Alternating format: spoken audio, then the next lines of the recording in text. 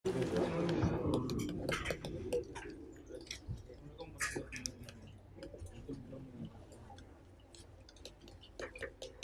जी,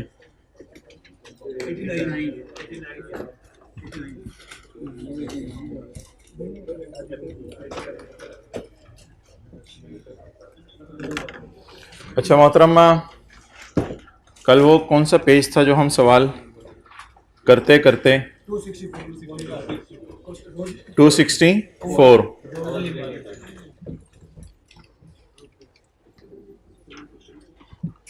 कल वाला सवाल दोबारा पढ़ें। Rose limited is finalising its financial statement. हम डीकमीशनिंग या डिसमेंटलिंग को पढ़ने लगे हैं IAS 12 के एतबार से, लेकिन मैं फ़िलहाल सिर्फ येलो वाली लाइन पढ़ूंगा ताकि अकाउंटिंग वालों के एतबार से वर्किंग्स करके इजी मार्क्स ले लें।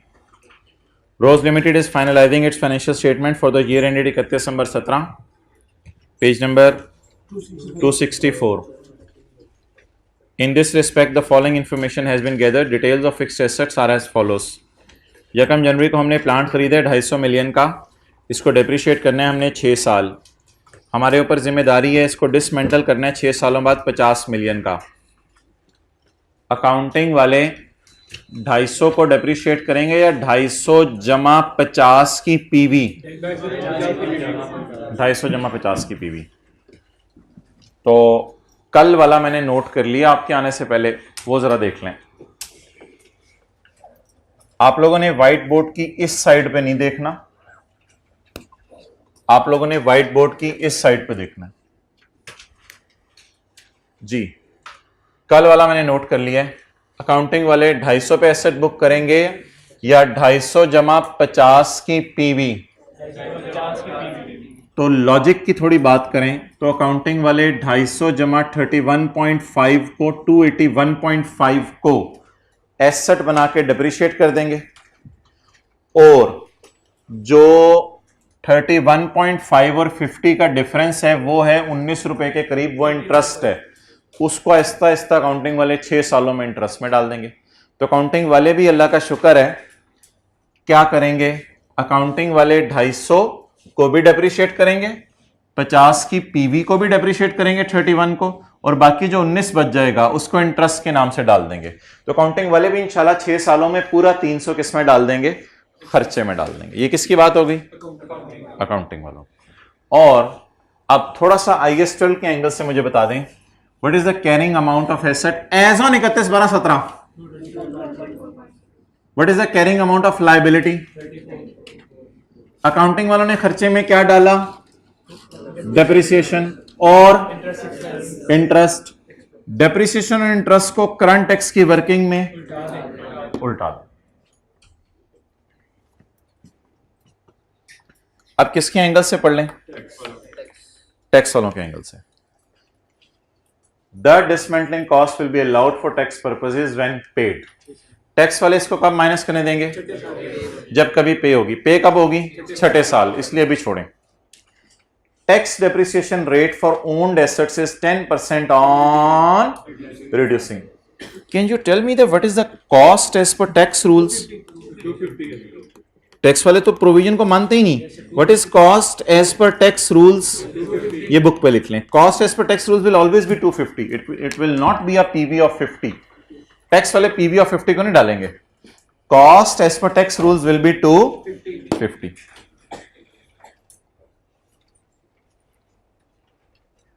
चलें जी, टैक्स वालों को टी काउंट बना लें। टी काउंट बना लेते हैं, जैसे भी करना कर लें। मेरे ख्याल से टी काउंट की जरूरत नहीं है, सांस की कैलकुलेशन है। टैक्स वालों का टी काउंट बना लें। वेले बैठे हैं, टैक्स वालों का टी काउंट बना लें। टैक्स वालों का टी काउंट ऐसे मेरे पास ये जहां जगह पड़ी हुई है,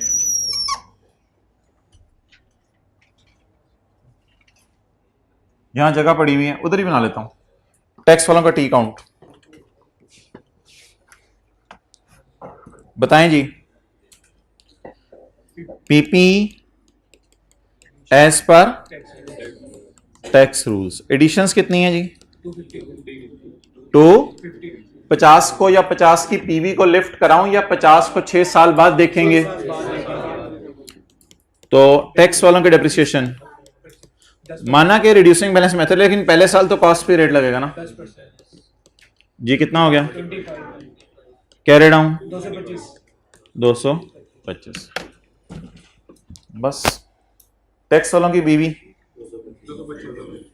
और टैक्स वालों की डेप्रिसिएशन 25। बोले ना, टैक्स वालों की बीवी और टैक्स वालों की डेप्रिसिएशन। जी भाईजान, टैक्स वालों की बीवी और टैक्स वालों की डेप्रिसिएशन। ऐड नहीं पुत्र, ऐड नहीं, लेस टैक्स वालों की 25। डन। ये बता दें प्रोविजन के टैक्स बेस क्या होगी? Provision for gratuity, provision for warranty, provision for doubtful debt, इन सब की टैक्स बेस जीरो। अब टैक्स वालों की नजर से एडजस्टमेंट को जरा फाइनल टच दे दें। टैक्स वाले 250 को मानेंगे या 250 जमा 50 को, या 250 जमा 50 की पीवी को, या 250 को, और उसमें से डेप्रिसिएशन रिकॉर्ड कर देंगे और उनके कैरी डाउन बैलेंस आ जाएगा। तो टैक्स वाले प्रोविजन को मानते नहीं तो एसेट की कॉस्ट में डालेंगे नहीं। तो ये टैक्स वालों की डब्ल्यूडीवी आ गई और ये प्रोविजन की डब्ल्यूडीवी आ गई। आगे वो उसी तरह कर लीजिएगा। ये एसेट है, इसकी कैरिंग अमाउंट ग्रेटर है, ये लायबिलिटी है, इसकी कैरिंग अमाउंट ग्रेटर है, वो सारा रूल उसी तरह लगेगा। मैं भी आपसे एक और चीज पूछना चाह रहा हूं, वो क्या होगा? ये कौन सा साल है मेरा? प्रॉफिट मुझे पता नहीं, टैक्सेबल प्रॉफिट भी मुझे नहीं पता, छोड़ने को जरा। अच्छा, ये 17 का साल है। दूसरा साल कौन सा होगा? 18 का। करंट टैक्स की वर्किंग 19, 20, 21, 22, 1, 2, 3, 4, 5, 6, ये छठा साल होगा। अब मुझे जरा सोच के बताएं, छठे साल डिसमेंटलिंग के साथ क्या सलूक करना है? The dismantling will be allowed when, और पे कब होगी? छठे साल जब प्लांट डिसमेंटल हो रहा होगा। तो छठे साल डिसमेंटलिंग। देखिए ना, 50 को तो आपने लिफ्ट कराई नहीं थी, आपने बैलेंस शीट में भी नहीं फेंका 50 को, और 50 को आपने फौरन भी खर्चे में नहीं बुक किया। क्यों नहीं किया फौरन खर्चे में बुक 50 को? अभी पता ही नहीं कितना खर्चा होना है, वो तो अंदाजा लगाया हुआ हमने। और जब छठे साल हम 50 की पेमेंट करेंगे तो ये 50 की पेमेंट क्या हो जाएगी? लेस हो जाएगी। और अल्लाह का शुक्र है, छठे साल की अकाउंटिंग डेप्रिसिएशन भी आएगी, छठे साल का इंटरेस्ट भी आएगा, छठे साल की टैक्स वालों की डेप्रिसिएशन भी आएगी, वो सारा उसी तरह आएगा। लेकिन छठे साल की एक्स्ट्रा चीज लेस होगी, दैट इज डिसमेंटलिंग कॉस्ट। चलें, सो दैट वाज हाउ। अगर आपने तस्वीर लेनी है तो IAS 12 with IFRIC 1 international financial reporting interpretation committee की इंटरप्रिटेशन नंबर 1, और ये पेज कौन सा है किताब का? 264। और आपने तस्वीर लेनी है, इसके बगैर लेनी है, ये कुछ और है।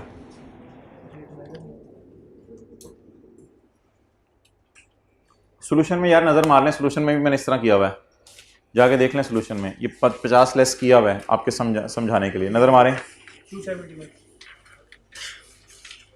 सोल्यूशन में जाके नजर मारें, 50 टिक करें जरा, सोल्यूशन में मिल गया। सोल्यूशन में जाके देखें, टी काउंट भी बना हुआ है 250 और वो वाला। सोल्यूशन में एवरीथिंग इज डन। हाँ, टेम्परेरी डिफरेंस है। हम लोग 50 को कैसे खर्चे में डालेंगे? 31 को डेप्रिसिएशन के नाम से, बाकी को इंटरेस्ट के नाम से। और वो लोग 50 को कैसे खर्चे में डालेंगे? जब कभी 6 साल बाद पे होगा।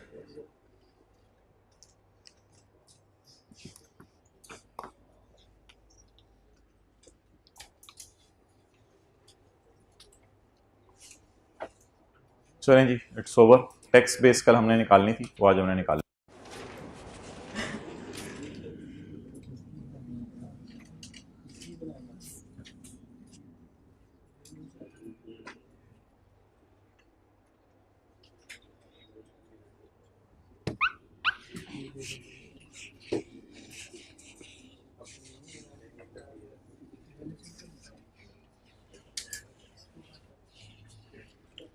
I am here again to waste your 40 minutes. तो एक सवाल और ज़रा कर लेते हैं आज इफ्रिक का, ताकि ज़रा रिवीजन हो जाए। अच्छा, मुझे बताएं, पहले तो पेपर में क्या देखना होगा कि कॉस्ट मॉडल यूज़ हो रहा है या रिवैल्यूएशन मॉडल। अगर कॉस्ट मॉडल यूज़ हो रहा है तो वो एंट्रीज जो मैंने लैपटॉप पे लिखी थी आज मैंने इधर लाके लिख दी हैं। अगर कॉस्ट मॉडल यूज़ हो रहा है और मजदूर ज़्यादा पैसे मांग रहे हैं या इंटरेस्ट रेट चेंज हो रहा है जिसकी वजह से प्रोविजन बढ़ रही है, तो एंट्री थी asset debit provision credit. Asset को हिट करना है, एसेट को। और अगर मजदूर कम पैसे मांग रहे हैं तो प्रोविजन डेबिट एसेट क्रेडिट। इसके मैं 3 सवाल व्हाइट बोर्ड के ऊपर करा चुका हूं। एक दिन कराया था, एक दूसरे दिन कराया था, एक कल तीसरे दिन कराया था। इसके 3 सवाल हम कर चुके हैं। रिवैल्यूएशन मॉडल का सिर्फ हमने एक सवाल किया हुआ, तो आज रिवैल्यूएशन मॉडल का दूसरा सवाल करेंगे। लेकिन ये रिवैल्यूएशन की एंट्रीज हैं, मैं इनको थोड़ी देर बाद इंशाल्लाह प्रोविजन के एंट्रीज में कन्वर्ट करके आपको दिखाऊंगा। रिवैल्यूएशन की एंट्रीज जरा IAS 16 वाली रिवाइज करा दें। रिवैल्यूएशन ये इफ्रिक की एंट्रीज नहीं है, ये रिवैल्यूएशन की IAS 16 की एंट्रीज हैं। सरप्लस आम हालात में किधर जाते हैं? एसेट डेबिट, सरप्लस इन OCI। और लेकिन अगर पहले से लॉस पड़ा हो तो लॉस क्रेडिट और सरप्लस क्रेडिट, एसेट डेबिट। और रिवैल्यूएशन लॉस आमतौर पे कहां जाते हैं? लेकिन अगर पहले से सरप्लस पड़ा हो, सरप्लस खत्म करें, लॉस रिकॉर्ड करें और एसेट क्रेडिट। तो ये रिवैल्यूएशन की एंट्रीज हैं, ये लायबिलिटी की नहीं है। लायबिलिटी की इंशाल्लाह मैं इधर काट के ना खुशी और गम लिख के वो बाद में करवाऊंगा। अगला सवाल कौन सा बनता है हमारा, वो निकाल लें।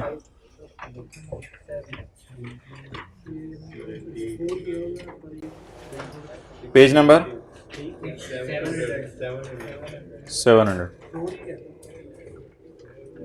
4 हो गया था कल, नहीं 4 नहीं था।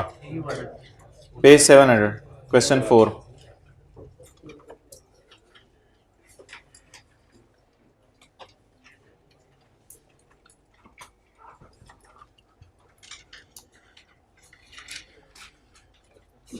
कौन सा मॉडल यूज हो रहा है? Revaluation, page 700। A company has installed a plant on seashore. It has agreed to restore the site at the end of agreement. Other relevant information is as under. It was purchased and installed on Yakam January। आज इसके मैंने आपको सवाल homework में देने, मैंने कहा था 2 सवाल आपको होमवर्क में दूंगा, एक कॉस्ट मॉडल वाला, एक रिवैल्यूएशन मॉडल वाला। On Yakam January, it was purchased and installed on Yakam January 2012 when the prevailing interest rate in the market was 12%. Cost of plant was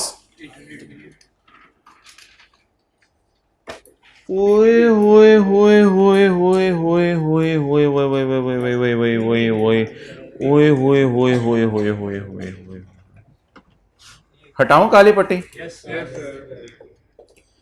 At the time of installation, यकम जनवरी 12, बीवी कहां से आ गई? PV हर जगह। The PV was 129.24। The PV was 129.24। Clear? तो 12 साल के बाद जो मजदूरों को पैसे देने हैं उनकी क्या दे दी इसने? पीवी दे दी। तो पीवी निकालने की अब जरूरत है नहीं। तो आइए बस स्टार्ट करें सवाल।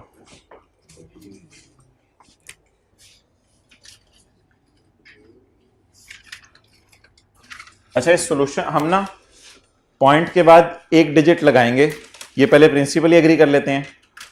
और दूसरी बात, सॉल्यूशन के अंदर पॉइंट के बाद कहीं 2 डिजिट लगे हुए हैं, कहीं 1 डिजिट लगा हुआ है, तो सॉल्यूशन की एंट्रीज को मैं बाद में सही करा दूंगा। हम सिर्फ पॉइंट के बाद 1 डिजिट यूज करेंगे फॉर सिंप्लिसिटी। जी, सॉल्यूशन में देखो तो 2 डिजिट ही लगे हुए ना किसी को पे, और कहीं 1 लगा हुआ है। किसी क्लास के बच्चों ने वो करवाया था, लेकिन आप लोग सिंगल डिजिट अप्रोच चलवाइएगा। एसेट, रिवैल्यूएशन, सरप्लस, P&L और प्रोविजन। लेकिन आप लोगों से मुझे बहुत उम्मीदें हैं, जो घर बैठे हैं उनसे भी बहुत ज़्यादा उम्मीदें हैं, लेकिन आप लोगों से भी बहुत ज़्यादा उम्मीदें हैं कि आप लोग इंशाल्लाह जुमे तक मेरे साथ हैं। और यही सोच के मैं खुश होता रहता हूँ। ओके जी, क्या मिलेगी? ये बड़ी ईद है भाईजान। यकम इधर गोश्त में, यकम जनवरी 12।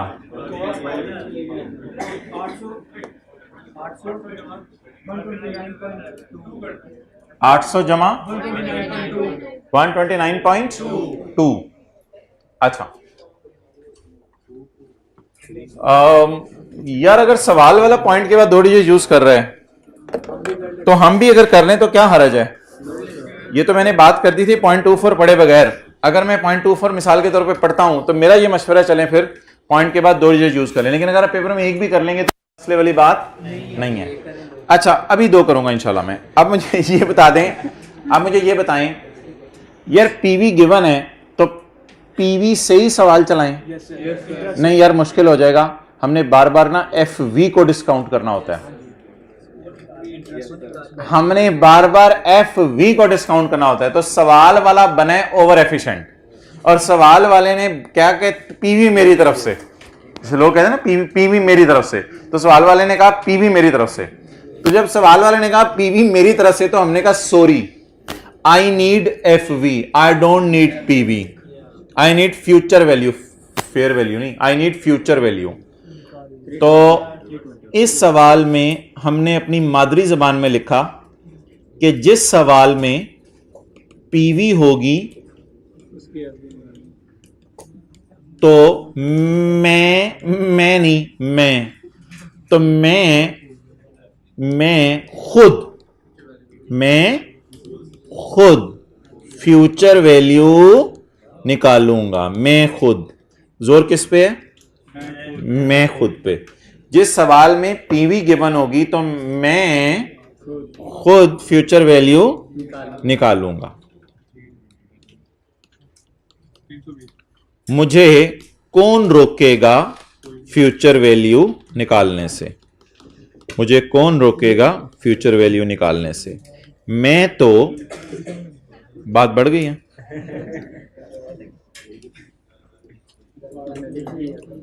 ओके,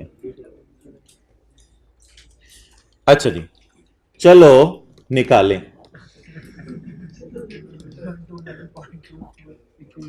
चलें जी, future value is equal to 129.24 into 1.12 raise to power -8। नहीं, आप कोई बोंगी मरवाना चाह रहे थे पर माइनस के आपने बस ना ऊपर ये डंडा डाल देना है, माइनस के ऊपर ये डालना है तो क्या बन जाएगा प्लस। तो जवाब बता दें क्या है, 320।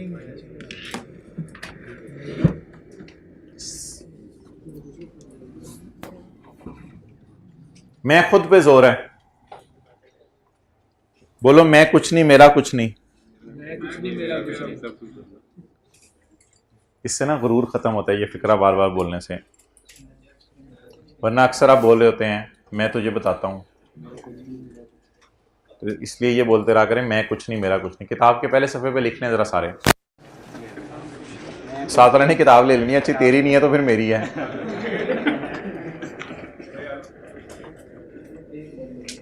मोबाइल डालेंगे कवर में घर वाले साथ? अच्छा, कह देंगे तो डाल देंगे। अच्छा चलें जी, नहीं चलो आप फिर बोंगी मारते हैं हम रज के, हम फिर हमने फिर पहले वो निकाल ली, अब हम इससे फिर वापस आएंगे। इसे कहते हैं पहुंची हुई सरकार। 3 इंटू 1.12 -8। चलो लगा दे पॉइंट के बाद 2 डिजिट, 129.24।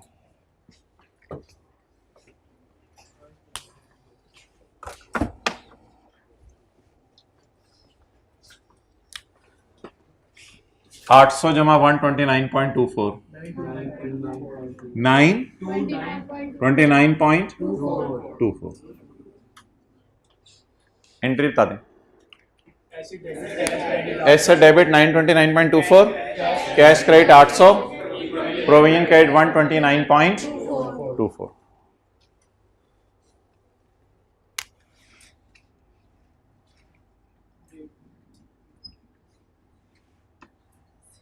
ये क्या नाम, इधर रेहान नाम है उसका। रेहान यार कोई हिजा करो, कल की क्लास में आ जाओ। किधर है घर उसका? तो रेहान कल की क्लास में आ जाना। और अपने दोस्तों का नाम बताते रहे जल्दी जल्दी।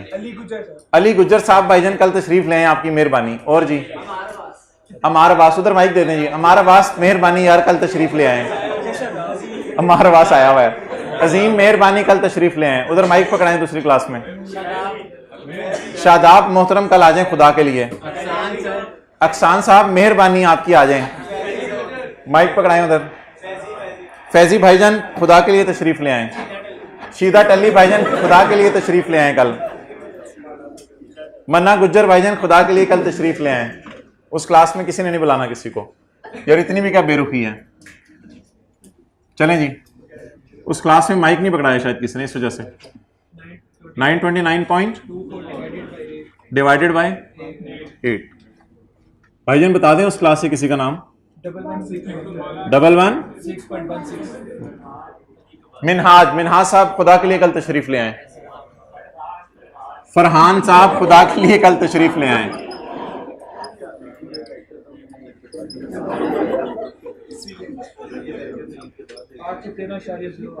आठ सौ 13.08। चलें जी, जो घर बैठे हैं एक दफा जरा खड़े होके बैठे मेरे कहने पे। जल्दी जल्दी जल्दी जल्दी, जरा मानने में खैर है। चलें आप बैठ जाएं। चलें अच्छा, अब वो प्रोविजन निकलवाएं आप।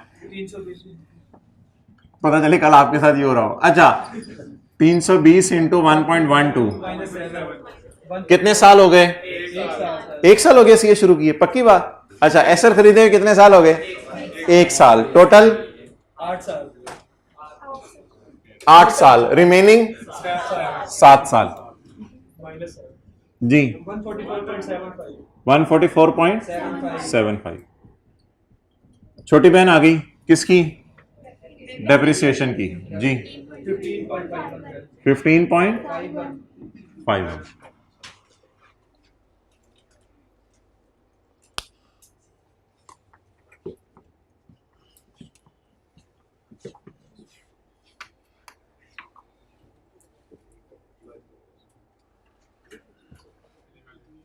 मेरा इधर लाओ। Useful life of the plant is 8 years and the company follows the सीधा लकीर तरीका ऑफ घिसना। 0.5 ऑन 31 दिसंबर 2012। और पहले जानने तो दे वहां। ओ हम पहुंचे हुए हैं, हम पहले 31 दिसंबर 12 पे पहुंचे हुए हैं। On 31 December 12 the plant was revalued at 690 net of restoration. चलिए ये भी आज रिवाइज हो गया। Net of restoration. हमारा जो वैल्यूअर है ना, जरा जहन में प्रॉपर्टी डीलर लाएं। हमारा जो वैल्यूअर है वो वैल्यूअर ना कभी कभी वैल्यू जो निकाल के देता है वो वैल्यूअर उसको चाहिए कि वैल्यू डीकमीशनिंग डाल के बताए। तो इसको कहते हैं एसेट की प्राइस, इसे कहते हैं डीकमीशनिंग, इसे कहते हैं ग्रॉस टाइप कोई चीज। तो अगर पेपर में वो कह देना ये डीकमीशनिंग से नेट है तो फिर ऐसी सूरत में आपने डीकमीशनिंग डाल के फेयर वैल्यू बताना है। तो on 31 December 12 the plant was revalued at 690। तुम्हें याद हो कि ना याद हो, मुझे याद है वो जरा जरा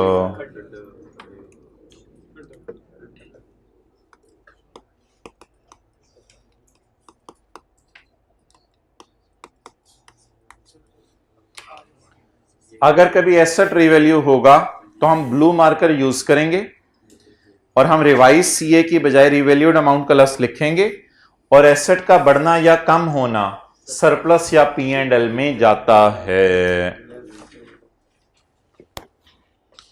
ये जरा कैमरा इधर रख दो, किसी ने पिक लेनी है। चलें जी, ले आओ इधर। हाँ जी भाईजान, 31/12 रीवैल्यूड अमाउंट नेट कितनी है? 690। यार हम खड़े किधर हैं? सेम डेट पे, तो इसलिए प्रोविजन इसमें शुरू वाले या इस डेट वाली जमा 1 44.75 44.75 834.75 क्लियर। अब ना एक बात याद रखिएगा, जब भी एसेट रीवैल्यू होगा ना, रीवैल्यू, तो एसेट रीवैल्यू हो रहा है तो ये या ये एसेट रीवैल्यू हो रहा है ना, एसेट रीवैल्यू हो रहा है, डीकमीशनिंग या डिस्काउंट रेट नहीं, एसेट रीवैल्यू हो रहा है। तो शुक्र है चीजें थोड़ी सी ज्यादा आ रही हैं। अगर एसेट बढ़ रहा है तो ये या ये, घर बैठे जरा ऊंची से बोलें, एसेट बढ़ रहा है तो ये या ये।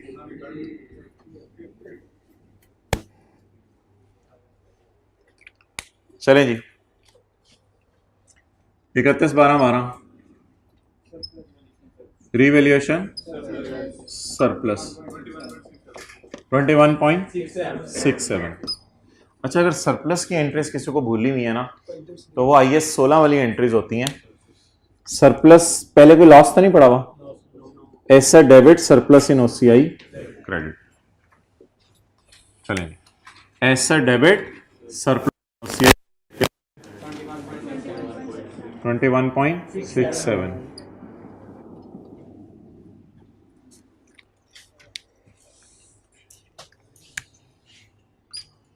मजदूरों ने कोई ज्यादा पैसे मांगे हैं? हम वक्त गुजर गया हमारा या अभी उधर ही खड़े हैं? अभी उधर ही खड़े हैं। ये ना थोड़ी प्रैक्टिस आपको इन सवालों की करनी पड़ेगी जो आज मैं होमवर्क दे रहा हूं, वरना कई दफा कुछ गलती हल्की फुल्की आप कर सकते हैं। चलें जी, 31/12/12 को रिवैल्यूएशन होगी। अब सवाल में आ जाओ, पहले वहीं रखो। नहीं, अभी 12 की डिवीजन तो निकल आई हुई है। अब सवाल हमें किस वक्त कुछ करने को कह रहा है, मुझे पहुंच तो लेने दे, पहले वहां पहुंच तो लेने दे। वहां अगर कहीं आग लगी हो तो दूर से देख कर तो नहीं फूके मारेंगे।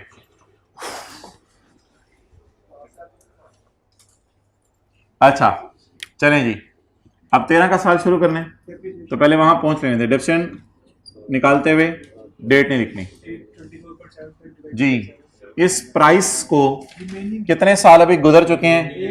1 साल गुजर चुके हैं, 1 साल गुजर चुके हैं, तो रिमेनिंग 7। इस प्राइस को 7 साल में खत्म करें। 834.75 इस तरह ना पेपर में लिखिएगा, डेप्रिसिएशन ओवर 7 years लिखाइएगा लफ्ज, क्योंकि इस तरह बहुत टाइम लग जाएगा एक एक चीज को शो करते हुए। डेप्रिसिएशन ओवर 7 years भी लफ्ज चलेगा। 21.67 डिवाइडेड बाय 7, 1125 3.10। अब डेट लिख लें और वो प्रोविजन निकाल लें।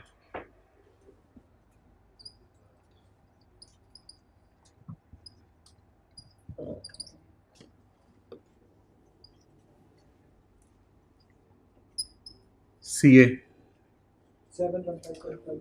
71 715.5 18.57 अगली फिगर खुद निकाल लें, जरा सबको निकाल लें।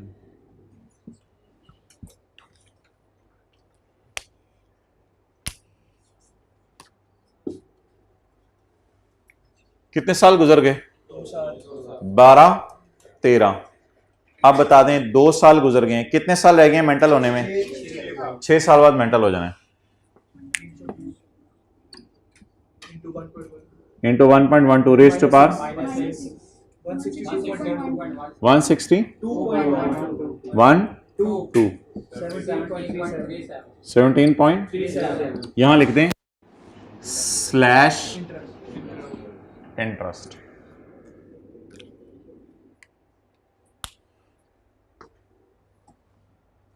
अब जाके देखते हैं 31/12/13 को क्या हुआ, लेकिन उससे पहले मुझे इन एंट्रीज का इफ्रिक वाला वर्जन करवा दें।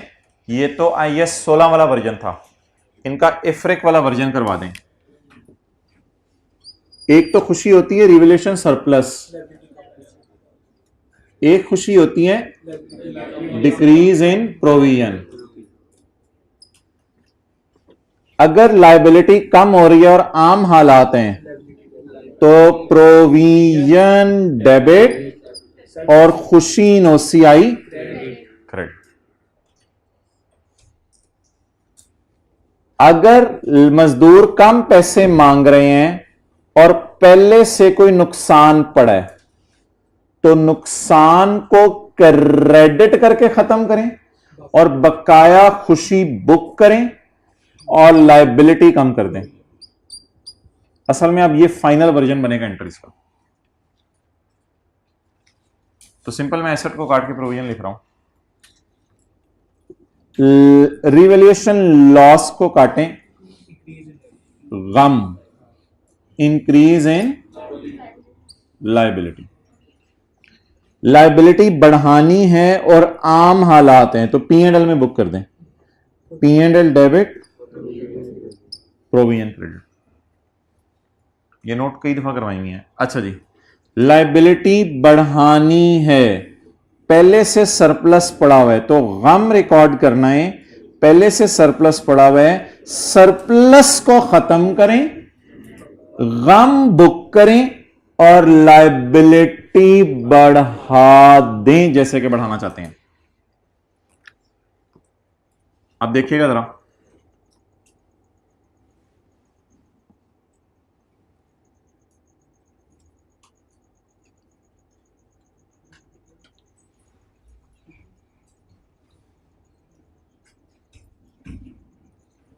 ये वर्जन है अब एंट्रीज का। ये इफ्रिक 1 बन गया।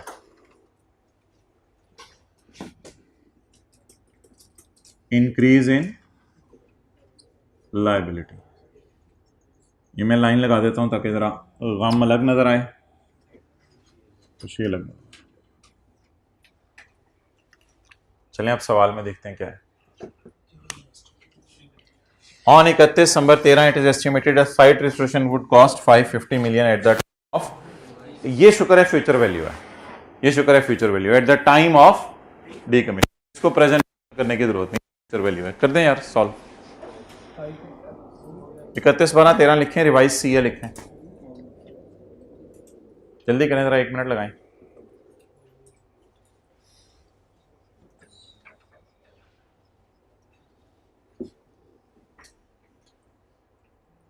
मार्कर रेड,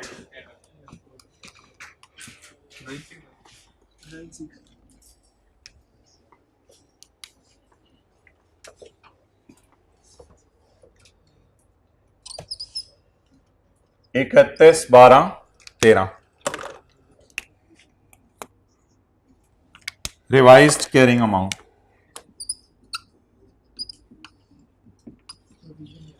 अच्छा जी,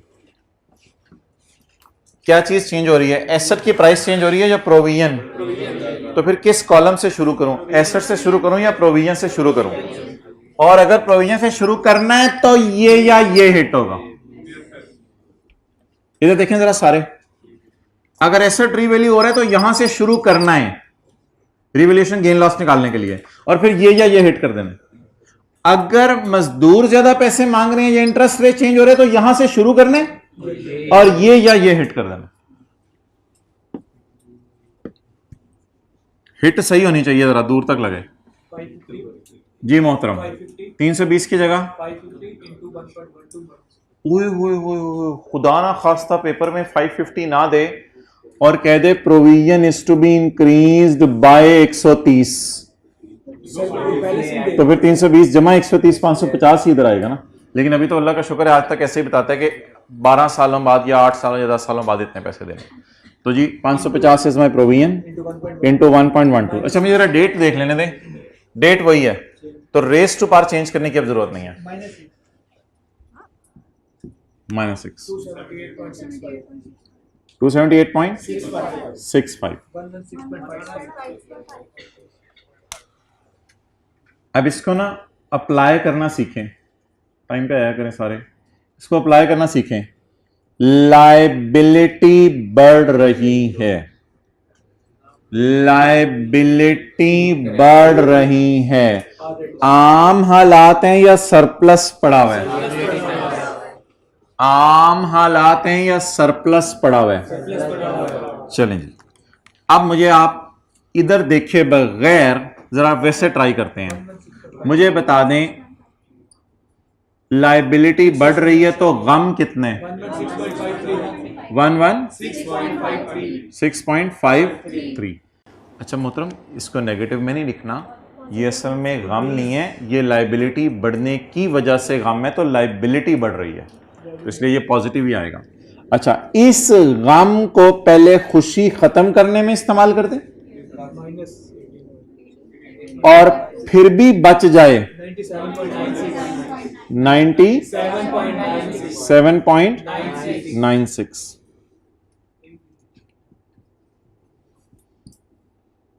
97.96। ये क्या बचा है? गम है, गम है, गम है बबलूज, गम है। एंट्री बताएं। प्रोविजन क्रेडिट, सरप्लस खत्म पूरा, और P&L debit.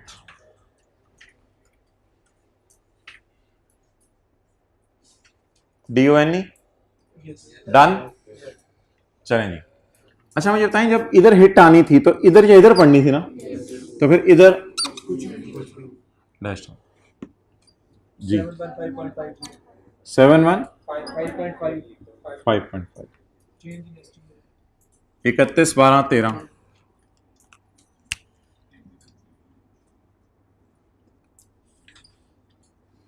Change in estimate.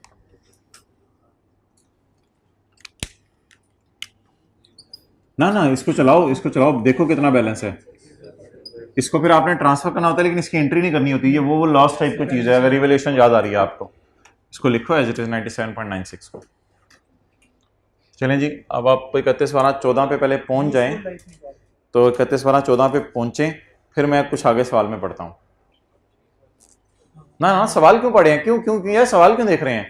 सवाल कह रहे 31/12/14 को कुछ हुआ है, मैं कहां खड़ा हूं? 31/12/13 पे। तो 31/12/14 का सीए तो निकाले ना पहले, फिर सवाल पढ़िएगा। 31/12/14 का सीए निकालें।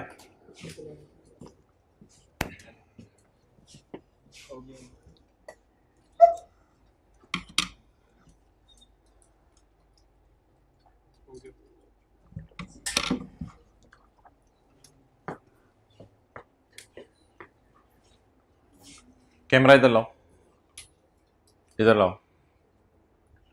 अब मैंने सवाल में आके पढ़ा 31/12/14 को कुछ हुआ है, लेकिन इससे पहले कि मैं सवाल में पढ़ूं कुछ हुआ है, मैंने इधर आके देखा अभी तो मैं 31/12/13 पे खड़ा हूं, तो पहले मैं पहुंच जाऊं 31/12/14 पे, फिर सवाल पढ़ूंगा।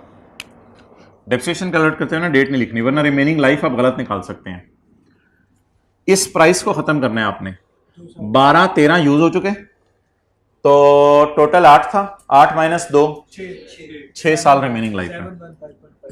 715.5 डिवाइडेड बाय 6, और इसको भी खत्म करें आहिस्ता आहिस्ता, जिस तरह सरप्लस को खत्म करे थे,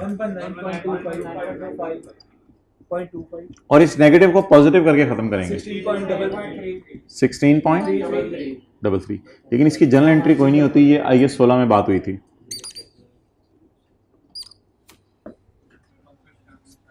आप डेट्स लिख दें 31/12/13। कैरिंग अमाउंट 596.25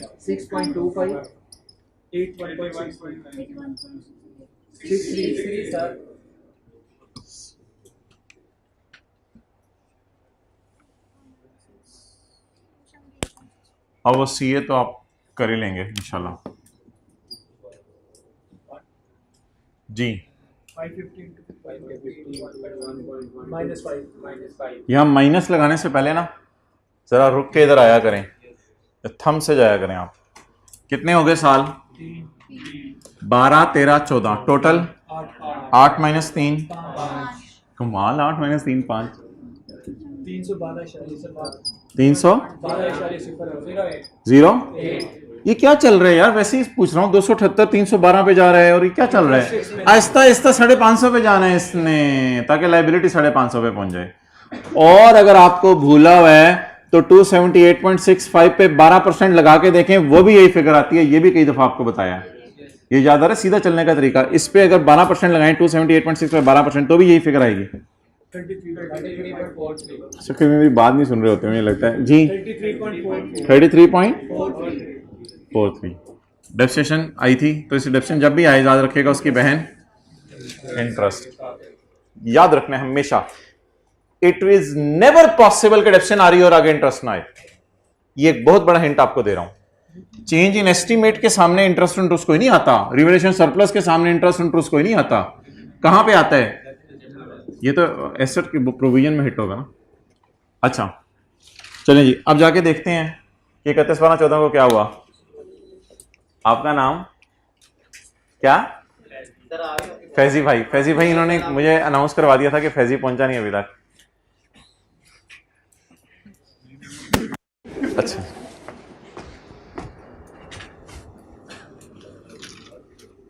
अच्छा जी, अब 31/12/14 estimated registration cost would be, मजदूरों को हमसे मोहब्बत होगी, उन्होंने कहा इतने पैसे आपसे नहीं लेंगे, हम सिर्फ कितने लेंगे? 120 मिलियन। या महंगाई खत्म हो गई तो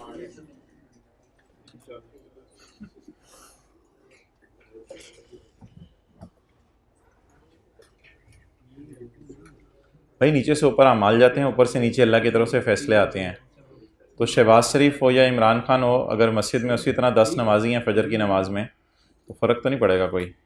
तो हालात तो अल्लाह अमाल की बकदर करते हैं, उसी तरह बच्चे वालिदैन की नाफरमानी करते रहें, उसी तरह सब कुछ होता रहे, तो शहबाज शरीफ या इमरान खान से तो कोई फ़र्क नहीं पड़ेगा। अच्छा जी, डिसमेंटलिंग प्राइस और डिस्काउंट रेट। डिसमेंटलिंग प्राइस और डिस्काउंट रेट में से क्या चीज़ चेंज हो रही है? यानी हमें खुद नहीं बदलना, बस इमरान खान को लाना है, अपने आप को नहीं बदलना। डिसमेंटलिंग प्राइस और डिस्काउंट रेट दोनों में से क्या चीज़ चेंज हो रही है? Dismantling price. तो ये रोड़ा है, रेड मार्कर हम यूज़ करेंगे, प्रोविजन हिट होगी, और दूसरा इफेक्ट रिवैल्यूएशन मॉडल में किसको जाएगा? या P&L को या सरप्लस को। चलें जी, 31/12/14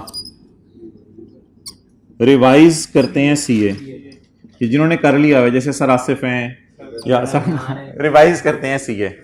अच्छा, सीए रिवाइज करने के लिए सवाल में आए 550 की जगह 120। ये तो मुझे ख्वाब आया सीए करने के बहुत अरसे बाद कि एक पेपर रह गया है, तो सुबह उठा तो बड़ा रिलैक्स था, अल्लाह का शुक्र है, ख्वाब था वो। 120 तो सीए करने के आफ्टर शॉक्स भी होते हैं। अच्छा जी, तो 550 कम होके किस पे चला गया? 120 पे into 1 point raise to power -5, क्योंकि हम वहीं खड़े हैं। 68.09। अच्छा, पहले जरा नजर मार जाया करें, यहां से लाइबिलिटी क्या हो रही है? कम हो रही है। तो लाइबिलिटी कम हो रही है, तो मैंने जानबूझ के ना ये दोनों एंट्रीज रखी हैं ताकि ये रिवाइज हों। ये वाली एंट्री अब हमने कर ली, अब ये वाली करेंगे। पहले से क्या पड़ा हुआ है? लॉस पड़ा हुआ है। तो ये जो हमें खुशी आई है, खुशी क्या है? 312 की जगह 68 देना है। ये क्या है? खुशी। इस खुशी को मैं नेगेटिव साइन के साथ लिखूं तो खुदा के लिए परेशान ना होइएगा, क्योंकि ये लाइबिलिटी कम कर रहा हूं। तो खुशी को नेगेटिव साइन के साथ मैं लिख रहा हूं, बिकॉज अकाउंट की नेचर क्या है? लाइबिलिटी नेचर का अकाउंट है। 243.99। What is this? Balancing. It is change in estimate.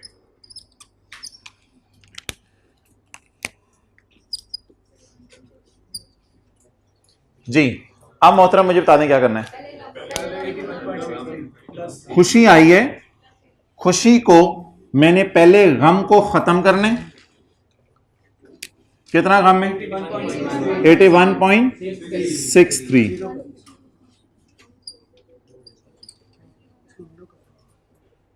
इधर देखें सारे, अगर यहां खड़ा होके यहां खड़े होके वो कहते हैं जी 2 मिनट बाद पेपर छीनने लगे हैं, तो भाग भाग के यहां तक पूरा कर सकेंगे आप 2 मिनट में?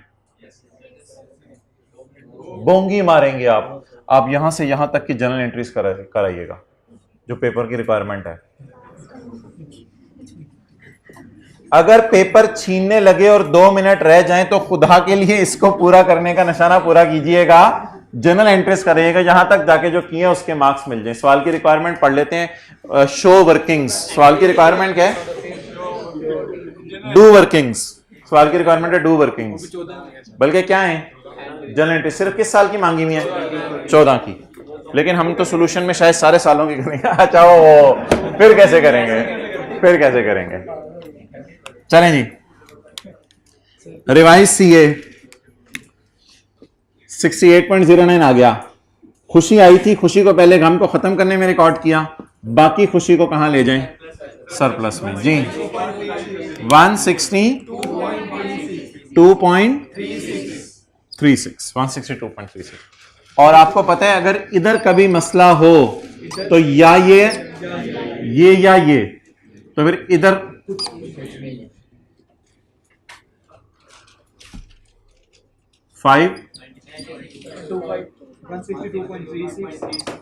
162.36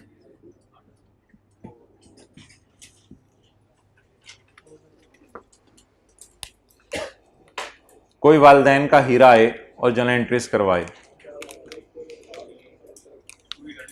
अभी भी कहते हैं मेरे चांद, आजकल नहीं कहते वालदैन, जब बड़े हो गए हैं।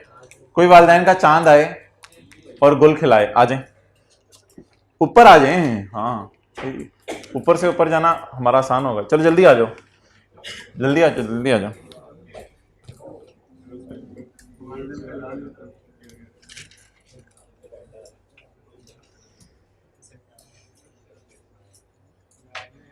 हाथ हिलाएं पहले। चलें जी।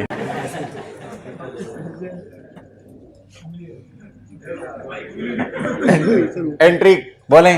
Asset debit, cash credit, provision credit. ठीक है, इधर खड़े हो जाओ। चलो चेहरा उधर रखने, एंट्री बोलते हुए। एसेट डेबिट 929.24, कैश क्रेडिट और प्रोविजन। यार इसको देख लें या ये मेरी उंगली की तरह देख लें। Asset debit, cash credit, provision credit. जी, इसकी एंट्री बोलो। Depreciation expense debit, accommodation credit, interest expense debit, provision for decommissioning credit, interest expense debit, provision for decommissioning credit. ये एंट्री बोलो। Asset debit, revaluation surplus and warm up की। हाँ, accommodation debit, asset credit 116 से फिर entry करनी है asset debit surplus credit. और यार ये डीकमीशनिंग में ना कोई एंट्री नहीं है वार्म अप की। डीकमीशनिंग में कोई एंट्री नहीं है वार्म अप की, क्योंकि वो तो प्रोविजन हिट हो रही होती है, तो इधर वार्म अप की एंट्री नहीं है। Depreciation debit, accommodation credit, revaluation surplus and revaluation surplus debit return earning credit, surplus debit return earning credit, interest expense debit, interest expense debit, provision credit. जी, provision for decommissioning credit, provision credit, revaluation surplus debit, surplus debit, P&L debit, P&L debit. अच्छा जी, इसकी entry depreciation debit, accommodation credit. इसकी entry नहीं होती। इसकी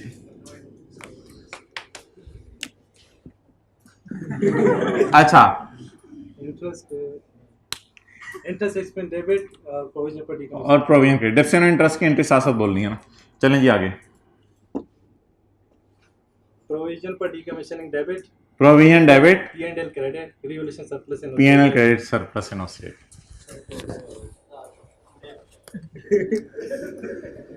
अब्दुल्ला राजपूत को बुलाएं। चलो अभी बैठो, फिर करते हैं बात। जी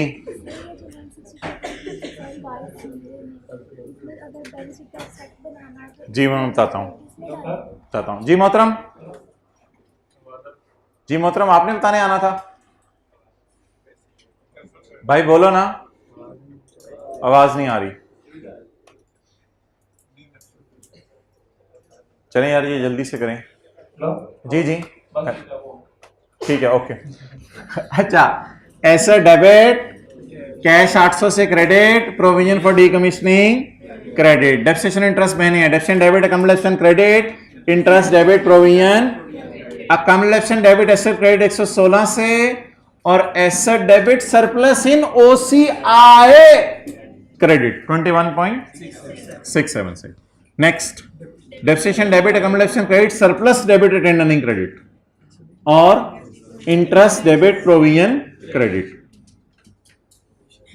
इसका ना ये उसके बाद या ये इस तरह, provision credit surplus in OCI debit और पीएनएल डेबिट। आगे चलें। Depreciation debit, accumulation, interest debit, provision credit. Next, इधर चलें, फिर ये या ये। प्रोविजन डेबिट तो क्या हो रही है, प्रोविजन डेबिट तो खुशी को क्या करें, पीएनएल को खत्म करें, पीएनएल क्रेडिट, गम को खत्म करें, और सरप्लस इन ओसीआई।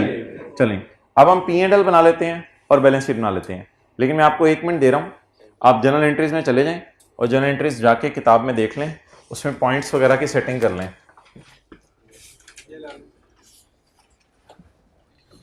करवा दो यार मुझे सेटिंग पॉइंट्स की। इधर दूसरी एंट्री कितने से होनी है, 116.16। अगला 15.51 की जगह यही है 116.16। ये भी तो होना है ना, 116.16, 21.67। अब आप देख रहे हैं 6-5 वाला भी किसी टेम्प्ट वालों ने करवाया था, वो भी पेपर में सही होगा, पॉइंट से कोई इतना फर्क नहीं पड़ता, बस मेन कॉन्सेप्ट होना चाहिए। 21.67 जी। आगे 100, ये ठीक है, 3.10 जी। आगे ये सही है, अच्छा। आगे 97.96, बाकी सही है। 18.57, फिर वो फिगर सही है, ये वाली जी। आगे ये सही है। आगे 81 और बाकी 162 और वो 243.99 सही है।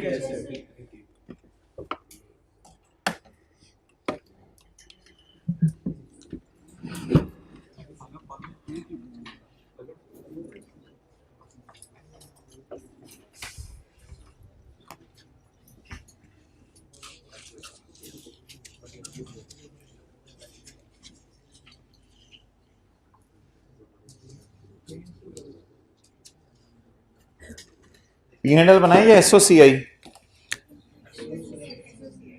एसओसीआई में पीएनएल भी होगा और ओसीआई भी होगी। साल कौन सा?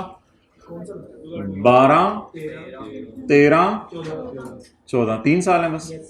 अच्छा, पहले तो ऐसा करें, तीनों सालों का डेप्रिसिएशन और इंटरेस्ट लिखवा दें। भाई कह रहे हैं लिखें, ठीक है जी, लिखो। ऐसे ही कह रहे हो यार तुझसे। डेप्रिसिएशन तीनों सालों का 116.16, और अगले की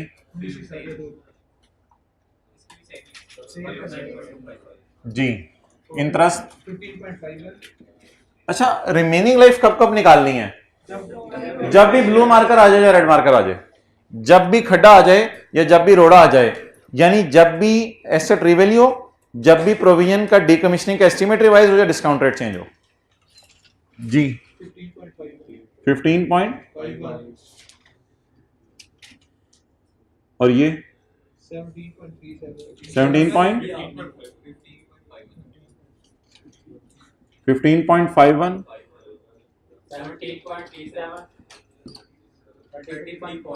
15.51, 33.43। क्लियर? क्लियर? चलिए, अब मोहतरम, काश मेरे पास वो जो रिवैल्यूएशन में हम एक पट्टी यूज करते थे, कौन सी पट्टी थी रिवैल्यूएशन में, कैसे लाइन से लगाते थे रिवैल्यूएशन में? ब्लैक पट्टी से तो छुप जाता है सब कुछ, सबस पट्टी यूज करते थे। अब मोहतरम पटा यूज करेंगे हम। आप पट्टी यूज नहीं करेंगे, देखो ना अब ईद करीब आ रही है तो जो हो वही यूज करेंगे ना। अब हम क्या यूज करेंगे? पटा। ये पटा कहां कहां यूज करना है भाईजान? ये यूज करना है सरप्लस वाले कॉलम पे। यहां से भी इंशाल्लाह आपको पी एंड एल ओसीआई की चीजें मैं बाहर निकाल के दिखाऊंगा। ये चेंज इन एस्टीमेट वाली लाइन में पटा यूज करना है और ये पटा यूज करना है चेंज इन एस्टीमेट वाली लाइन में। तो ये तो इजी मार्क्स थे डिफरेंशियल इंटरेस्ट वाले। ये जो मार्क्स लेने हैं, इधर मैं जरा ऐसे ना डॉट सा लगा रहा हूं, डॉट डॉट डॉट मैट्रिक्स, ये डॉट हो गया। ये 3 जगह मैंने डॉट लगा दिया। इन एंट्रीज को जरा पेपर में हो सकते एंट्रीज ना मांगी हो, इन एंट्रीज को जरा मुझे रिवाइज करवाएं। Asset debit surplus in OCI in 2012 credit. ओह कमाल नहीं होगी। सरप्लस इन ओसीआई कितना? 21.67। Revaluation surplus. समझ आ गई बात? इस एंट्री को करने आपने, वरना आपको समझ नहीं आनी posting. Asset debit surplus in OCI credit. आगे चलें। प्रोविजन डेबिट, प्रोविजन तो लायबिलिटी अकाउंट है। प्रोविजन डेबिट, नुकसान डेबिट, खुशी debit in OCI, in OCI. चलें जी, नुकसान डेबिट करें करें करें करें करें करें। सरप्लस इन ओसीआई खत्म करें जल्दी जल्दी जल्दी। कितना? 18.57। कोई बच्चा कहेगा सरप्लस आपने बुक कितना किया था, खत्म इतना कर रहे हैं, ये क्या हो रहा है? ऐसे नहीं सोचना। वो रिटेन्ड अर्निंग में एसओसीआईई में फाइनल अकाउंट में देखेंगे शिफ्ट हो चुका होता है, तो टेंशन नहीं लेनी। सिर्फ आपने ऐसे एंट्री सोचनी है।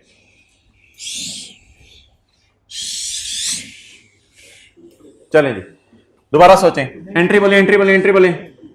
Provision credit surplus in OCI debit और पी एंड एल डेबिट जी। लॉस कितना? 97.96। अगर आपका दिल चाह रहा है कि सारे खर्चों को नेगेटिव में शो करने हैं, तो आप इधर भी सारे खर्चों को नेगेटिव में शो कर सकते हैं जी। लॉस 13 में कितना आया? 97.96। अब अगर करंट टैक्स की वर्किंग खुदा ना खास्ता आ गई ना, तो इन तीनों को उल्टाइएगा। करंट टैक्स की वर्किंग आ गई ना खुदा ना खास्ता, तो इन तीनों को उल्टाइएगा। करंट टैक्स में उल्टाते क्या हैं? जो अकाउंटिंग वाले कर चुके हों, जो अकाउंटिंग वाले कर चुके हों। चलें जी, अब अल्लाह का शुक्र है मेरे ख्याल से इसमें तो आप मुझे शर्मिंदा नहीं करेंगे। 31/12/14 में आप सोच लें क्या जाना है। एंट्री बोले, entry. Provision debit, P and L credit, P and L credit 81.62 जी, plus 81.63 P and L credit और सरप्लस इन ओसीआई क्रेडिट 162.36। कितने लोगों से सही बन जाना था अगर ना कराया जाता? कितने लोगों से नहीं बनना था? उसमें भी हिंट अब आपको दे दूं क्या? डेफिशिएंट इंटरेस्ट आसान चीजें, ये इंशाल्लाह पेपर में भूलेंगे नहीं।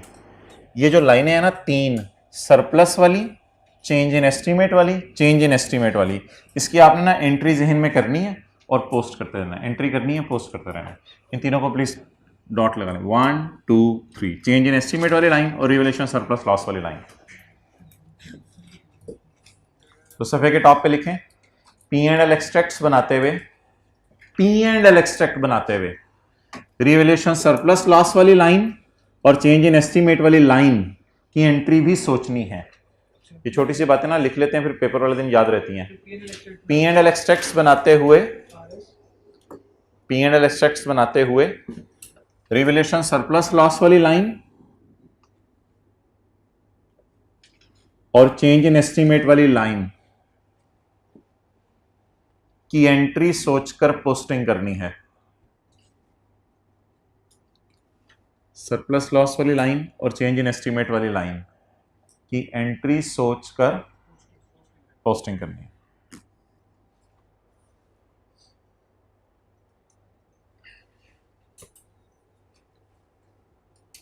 ओके, बैलेंस शीट,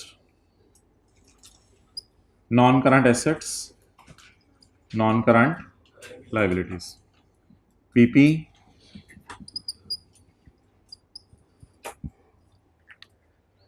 या अगर खुदा ना खास्ता 2014 में करंट टैक्स करना पड़ गया तो क्या करेंगे?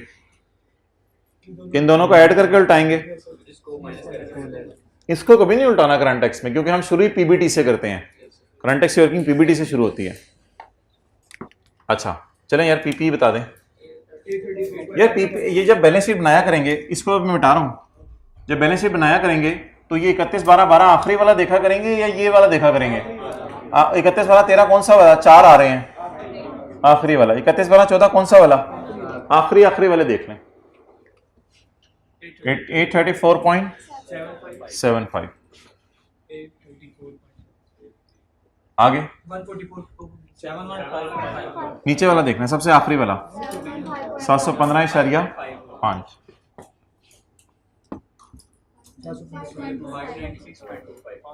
596.25 चलेंगे प्रोविजन में आ जाए। आखिरी वाली 144.270.09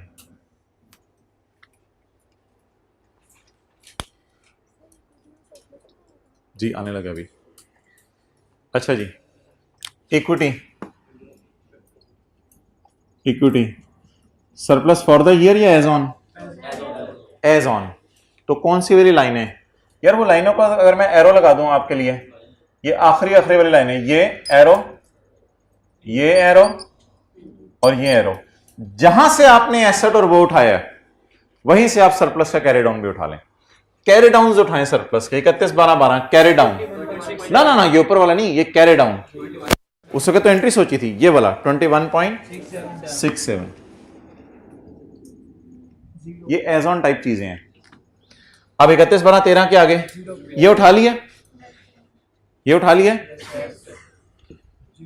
ये तो पी एंड एल है। ये उठा लिया, सरप्लस कितना है? ये वाला जो 0 है ना, ये पकड़े पुत्र। चलिए इसी तरह कुछ लिखवाइएगा मुझे।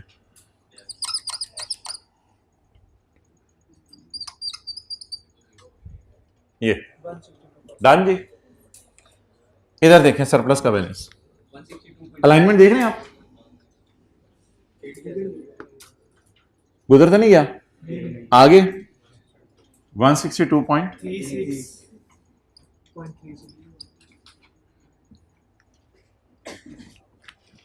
ऊपर से नहीं उठाना, कभी ऊपर से नहीं उठाना, आखिरी लाइन से उठाना है।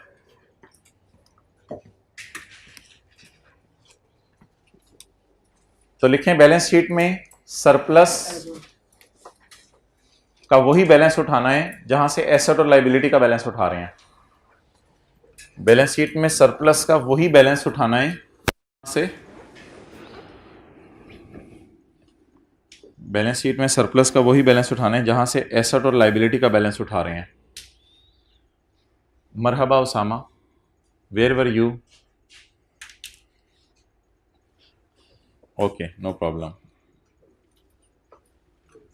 Now you are going. यार क्लास में ना बस की तरह बैठा करें, कि दरवाजे नहीं खुल रहे इसके, जहाज की तरह बैठा करें।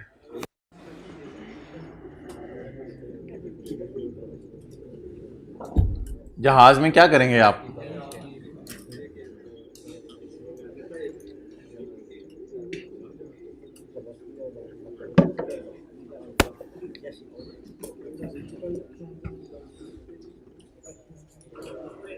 भाईजान आपको क्या मसला है?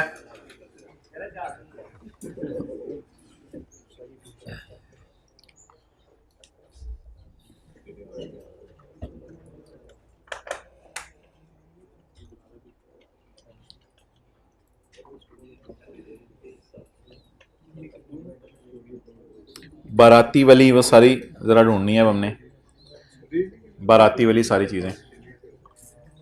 अच्छा यार ये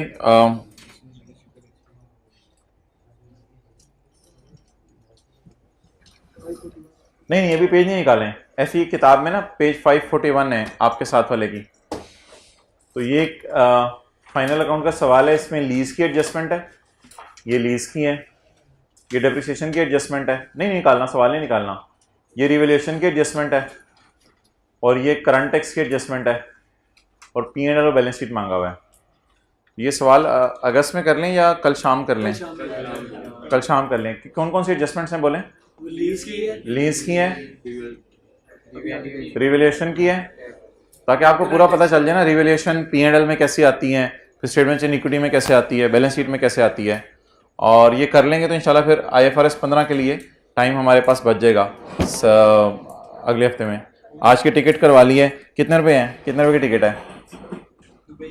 दुबई की करवाई है, चलो फिर रहने दो। अच्छा जी इधर आए, तो ये इंशाल्लाह फिर कल जो है ना आपको टाइम निकाल लीजिएगा, मैं रूम आपको बता दूंगा।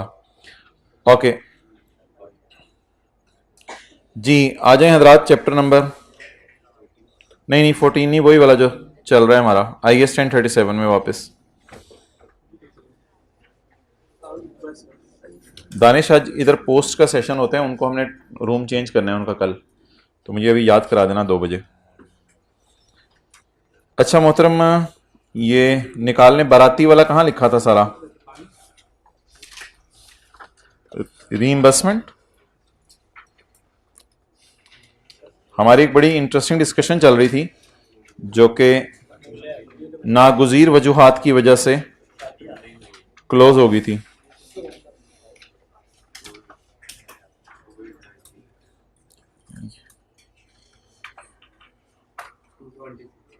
यार इधर ढूंढो IAS 1037, अभी कैमरा उधर कर दो यार, और ऊपर।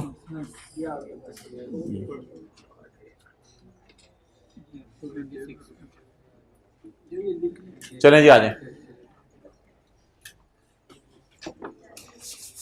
मुगले आजम मैरिज हॉल में शादी थी, बंदे अल्लाह को प्यारे हो गए खाना खाने के बाद, तो बंदों ने केस कर दिया मुगले आजम के खिलाफ। मुगले आजम वाले इनको पैसे देंगे और कोशिश करेंगे ये लायबिलिटी का बर्डन शिफ्ट कर दें। जैसे आप लोग भी इसी तरह करते हैं, कहीं बाहर निकले आप, मोटरसाइकिल आपने किसी में हिट कर दिया, उसको मौके पे पैसे दिए और आके बर्डन डाल दिया अम्मी पे या अब्बू पे, आप मुझे पैसे दें, आप मुझे पैसे दें। इसे कहते हैं रीइंबर्समेंट। क्या कहते हैं? रीइंबर्समेंट।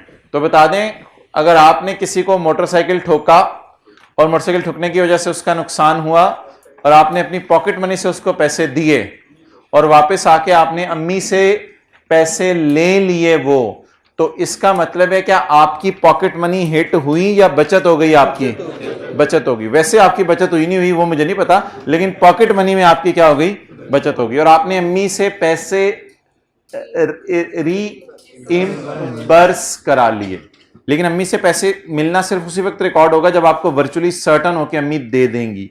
अगर शक हो कि अम्मी दे देंगी तो फिर ऑब्वियसली एसेट बुक नहीं हो सकता। ओके, सिमिलरली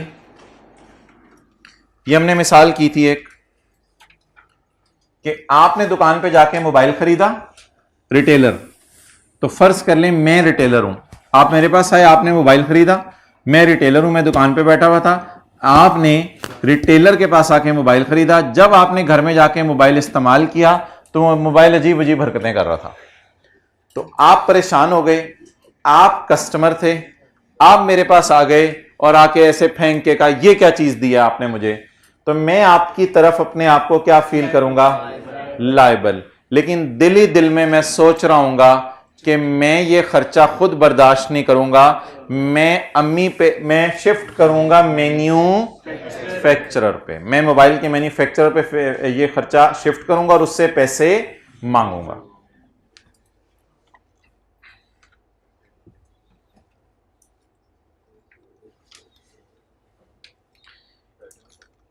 अच्छा, इस सवाल में मैंने आपको बताया था 3 पार्टीज अवेलेबल होंगी। कौन कौन सी पार्टीज अवेलेबल होंगी?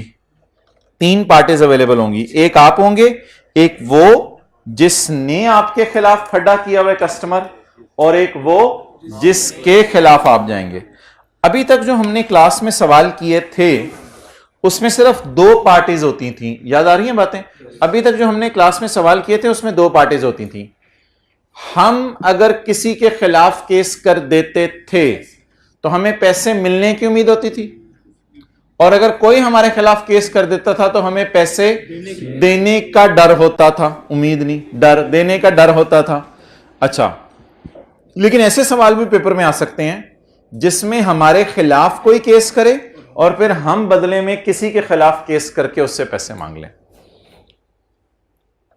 रीइंबर्समेंट हम पढ़ने लगे पेज 226 पे। पढ़ें जी सवाल। अ रिटेलर कंपनी, रिटेलर दरमियान वाला, a retailer company estimates that it will cost 1 lakh to fulfill its जिम्मेदारियां in respect of guarantees offered to its customers। जी भाईजान, अमाउंट जल्दी से बता दें। 1 लाख रुपया हम देने के लिए लायबल फील कर रहे हैं। ये खतरे का अलार्म है। 1 लाख हमने देने, इसे मैं रेड मार्कर से लिखा करूंगा, और जो हमें मिलना है उसे मैं ग्रीन मार्कर से लिखा करूंगा। ये हमें मिलने की उम्मीद होगी, वो अलग है। तो आ retailer company estimates that, retailer company का ये अंदाजा है, पेज नंबर कौन सा है? 226। रिटेलर कंपनी का ये अंदाजा है कि उसने पैसे कितने देने हैं कस्टमर को। The manufacturer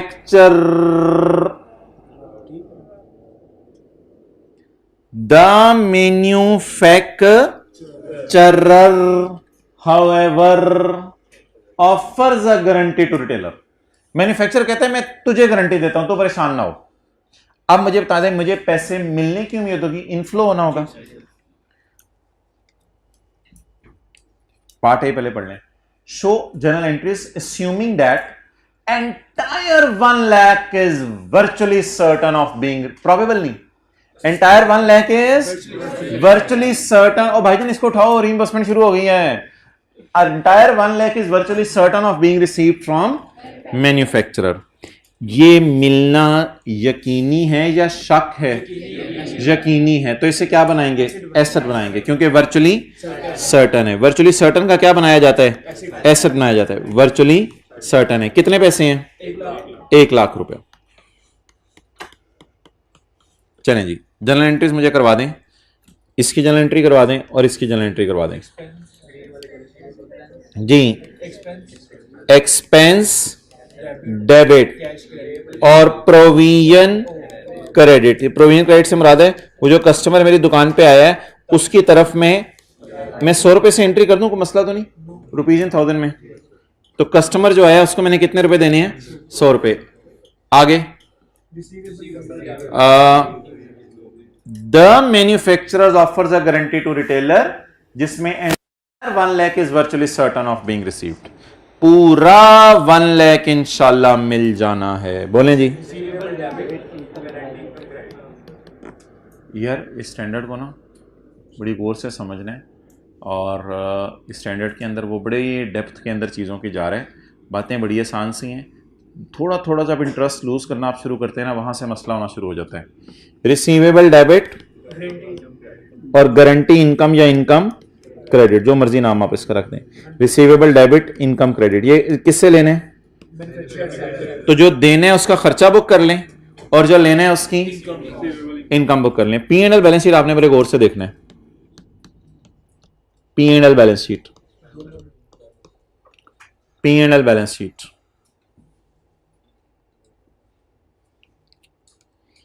In SOCI, the expenses may be presented net. Oh, in SOCI, expenses may be presented net. In SOCI, expenses may be shown net.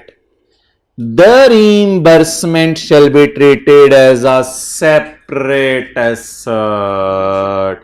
The reimbursement shall be treated as a separate asset. In SOCI, expenses may be shown net. अलग अलग भी show करेंगे, paper में marks नहीं कटेंगे. In expenses, in P&L, SOCI, expenses may be shown. बेटे तुमने कितने दिए मोटरसाइकिल वाले को? अम्मी 100 रुपया दिया. चलो बेटे मेरे से भी 100 रुपया ले लो. द खर्चा में बी शोन नेट. आपकी तो पॉकेट मनी खर्ची नहीं हुई, आपके तो मजे हो गए. द एक्सपेंसेस में be shown net of income. However in balance sheet the reimbursement इधर है, इधर रीइंबर्समेंट नहीं हो रही. रीइंबर्समेंट अम्मी से होनी है, रीइंबर्समेंट मैन्युफैक्चरर से होनी है, रीइंबर्समेंट मुर्गी वाले से होनी है. In SOFP the reimbursement should be shown as a separate asset. एक बात इंप्लाइड है तो फिर इसको सेपरेट लायबिलिटी शो करेंगे. बैलेंस शीट में नेट करने की इजाजत नहीं है. कहां नेट करने की इजाजत है? P&L में. तो P&L बनवाएं, हम नेट करके बनाएंगे ताकि जरा अच्छा लगे. खर्चा बताएं, एग्जामिनर को शो तो करेंगे ना. खर्चा बताएं 100, इसको नेट करें खुशी से 100. P&L के मुंह पे कितना जाएगा? 0. और इन करंट एसेट्स जरा फिक्रा क्या था अंग्रेजी वाला? The reimbursement shall be treated as a separate asset. Reimbursement तो मैन्युफैक्चरर से होनी है ना. सो रिसीवेबल 100 और प्रोविजन 100. चलें जी, नोट कर लो. उसने जर्नल एंट्रीज नहीं थी, लेकिन हमने P&L बैलेंस शीट भी बना दिया.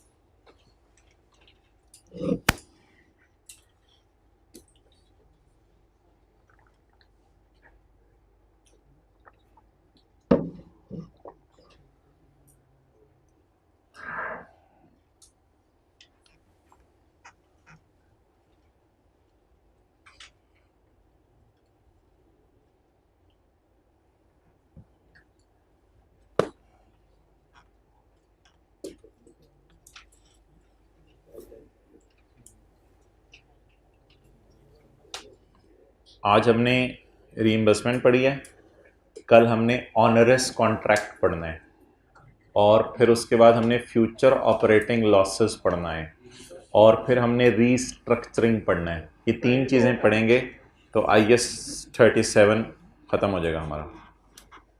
ओके चलें जी, डन. समझ आ गया? याद कराने हैं इन पे मैंने आपको होमवर्क देना है आज ब्रेक के सवालों का. अच्छा यार, एक बात याद रखिएगा,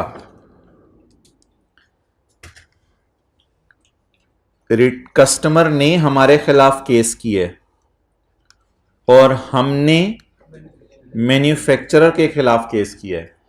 एक बात पुरानी है, वो जरा याद रखिएगा. क्या क्या? वो पुरानी बात याद रखिएगा कि जब हमारे खिलाफ केस हो तो प्रोबेबल भी हो तो जर्नल एंट्री कर देते हैं, और जब हम केस करें तो वर्चुअली सर्टन हो तो एसेट रिकॉर्ड करते हैं. इस बात में कोई चेंज नहीं है इस कॉन्सेप्ट के अंदर. ये कॉन्सेप्ट होता क्या और पेपर में पता कैसे चलेगा? जब 3 पार्टीज आ जाएंगी.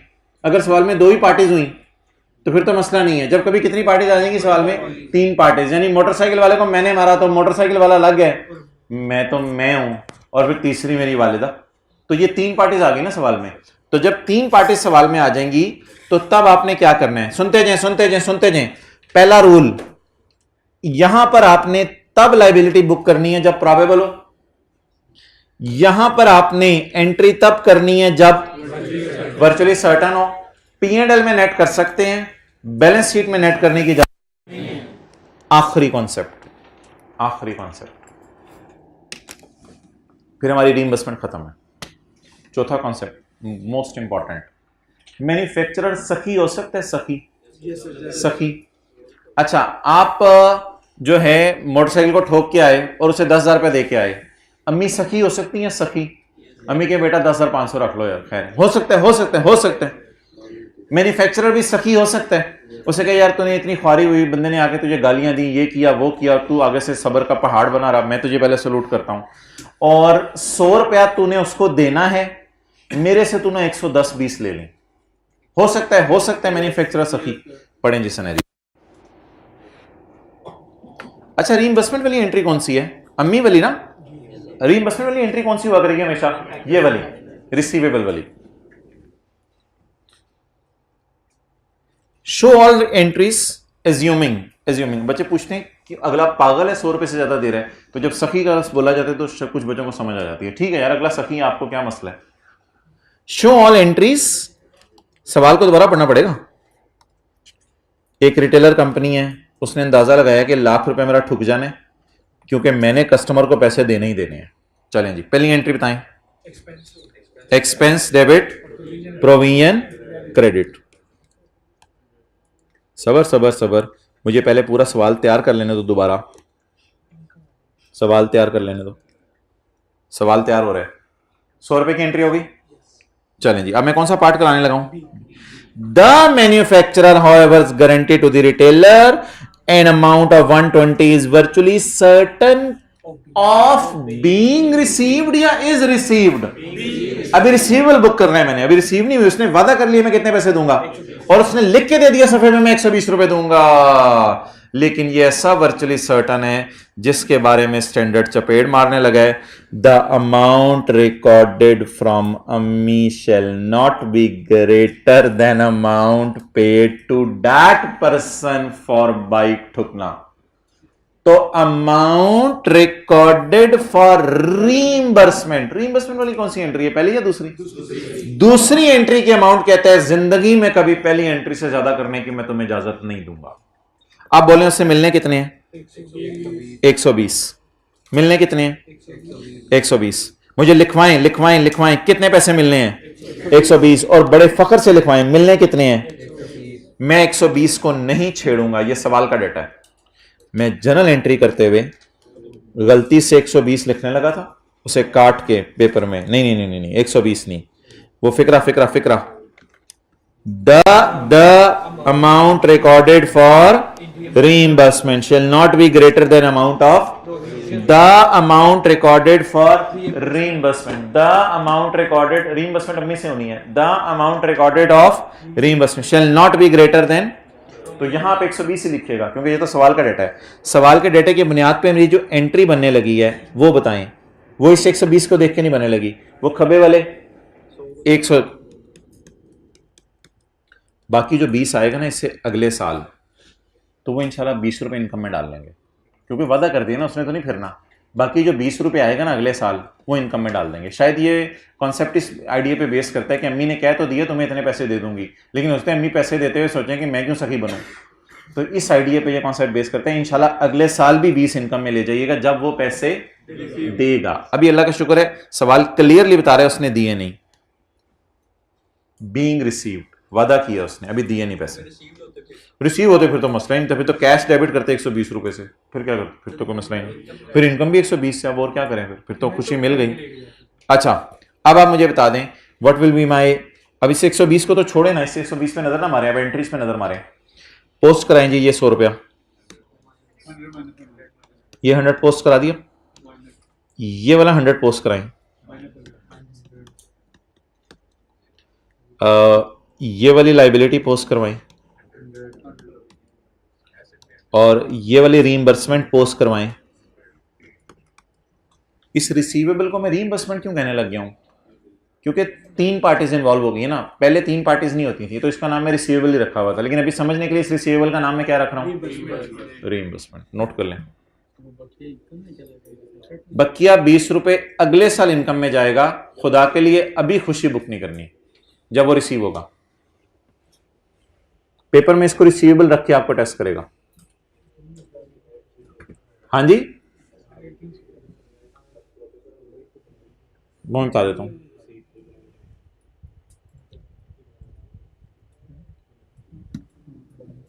चलिए जी, रीइंबर्समेंट के सारे कॉन्सेप्ट्स एक दफा आप नजर मार लें, फिर कोई पास पेपर का सवाल देखते हैं। तो एंट्रीज दोनों सूरतों में हमारी क्या रही? सेम रही। चलें जी,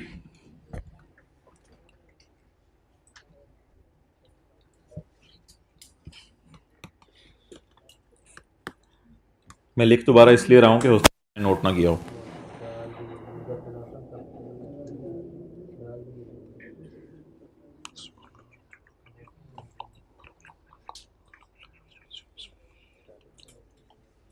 अच्छा, मल्टीपल सिनेरियोस पेपर में जो बन सकते हैं वो बताते रहे जरा मुझे। सिनेरियो 1 जो सवाल में नहीं था, सिनेरियो 1 जो सवाल में नहीं था, मैं बताता हूं, मैं बताता रहता हूं, आप लोगों ने जवाब बताते रहने।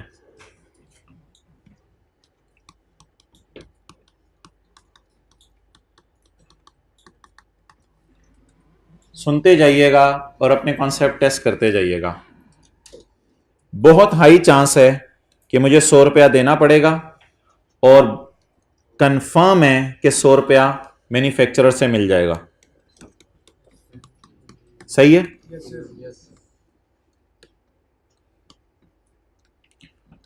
बहुत हाई चांस है कि मुझे पैसे देने पड़ेंगे और कंफर्म है कि मुझे मिल जाएंगे।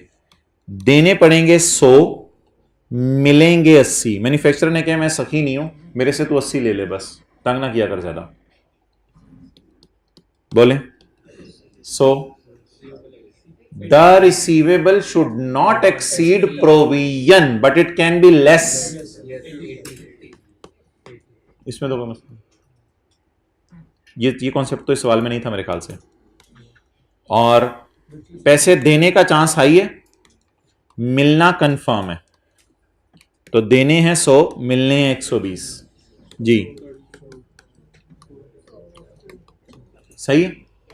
अच्छा, ऐसा सवाल पेपर में आ सकता है कि पैसे देने का चांस हाई हो, पैसे देने का चांस हाई हो और मिलना प्रोबेबल हो, मिलना प्रोबेबल हो, तो देने का चांस हाई है, मिलने का 70 मिल जाएंगे इंशाल्लाह। बहुत हाई चांस है, मिल जाएंगे 70, बहुत हाई चांस है। बोलें बोलें बोलें। Reimbursement will only be recorded when it is virtually certain of being received। अब तो 70 रुपए धोखा है। 70 प्रोबेबल है या वर्चुअली सर्टन है? एसेट कभी भी बुक नहीं करना जब तक के। चलिए अभी इसको कॉन्सेप्ट को देखते हैं आई कैप के सवाल में। ये अंग्रेजी जरा सारी मुझे पढ़ा दें एक दफा। अगर पेपर में कोई थ्योरी का सवाल आता है ना इसका, तो ये पैराज हम खोल लेंगे और ये अंग्रेजियां जो 3-4 हैं ये यहीं से उठाकर लिख लेंगे। Where some or all of the expenditure required to settle to be paid to bike वाला is expected to be reimbursed by अम्मी, द पैसे फ्रॉम अम्मी shall be recorded when and only when it is, कसम खाएंगी अम्मी के मैं पैसे दूंगी अगर तुम बाइक वाले को दे आओ। द अम्मी से पैसे मिलना shall be recorded as a separate asset. The amount जो अम्मी से मिलनी है वो बढ़ नहीं सकती जो मैंने बाइक वाले को पैसे देने हैं। हां, P&L के अंदर जो खर्चा है बाइक वाले को देना वो मैं नेट कर सकता हूं जो अम्मी से पैसे मिलने हैं। Done? Where some or all of the expenditure to be paid to customer is expected to be reimbursed by manufacturer, the reimbursement from manufacturer shall be recorded as an asset when and only when manufacturer कसम खाए कि मैं तुम्हें पैसे दे दूंगा, then it will be recorded as an asset। अगर तुम liability पे कर दो कस्टमर को तो मेरे से आके ले लो, कोई मसला नहीं। ये तो बात होगी जनरल रूल। अब बैलेंस शीट की तरफ जाने लगे। In balance sheet the reimbursement shall be treated as a separate asset. लेकिन अच्छा, इसको मैं कहूंगा ये गाइडेंस है बैलेंस शीट के लिए, ये वाली गाइडेंस है जनरल एंट्री के लिए, और ये है P&L के लिए। जनरल एंट्री के लिए क्या गाइडेंस है? द अमाउंट रिकॉर्डेड फ्रॉम अम्मी या from manufacturer shall not be greater than amount payable to customer और अमाउंट पेएबल टू बाइक वाला। However, in P&L, the खर्चा relating to बाइक वाला may be shown net of amount मिलना from अम्मी. P&L में net करके show कर सकते. जी मोहतरम, जनरल एंट्रीज कर दें जल्दी से. 1 मिनट दे रहा हूं मैं. पॉइंट 1 और 3 पढ़ के इसी सफ़े पे, ताकि पता चल जाए आपको अभी तक समझ आई है या नहीं. यार ये साल की कैद में ना जाइएगा, डेट्स ना देखें कब क्या हुआ. डेट्स ना IS 10 का कॉन्सेप्ट है, डेट्स ना देखें, वैसे कॉन्सेप्ट बस देखें.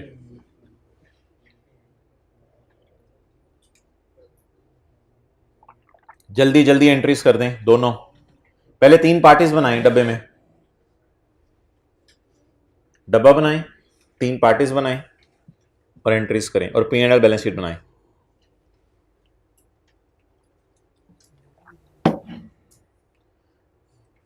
डब्बे में ना जिस साइड पे मैंने बाइक वाला रखा हुआ है और अम्मी को रखा हुआ है उसी साइड पे रख के बनाना है डब्बा.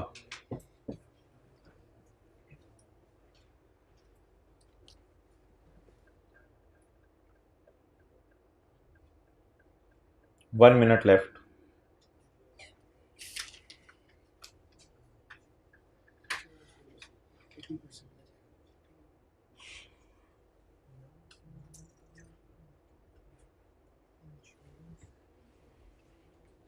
वो असल में जो पॉइंट 3 है ना वो 1 और 2 दोनों के साथ मिलेगा, तो इसलिए मैंने पॉइंट 3 अभी आपको पहले हाईलाइट करवा दिया.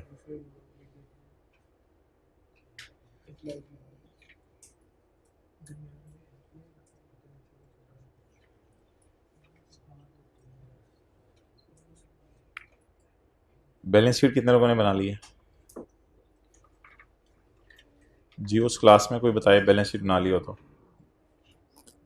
जी हाइब्रिड में आसिम,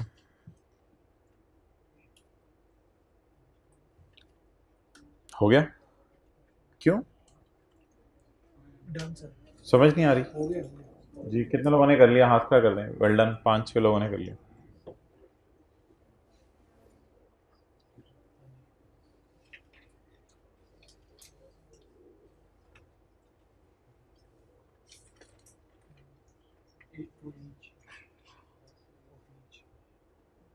ओके.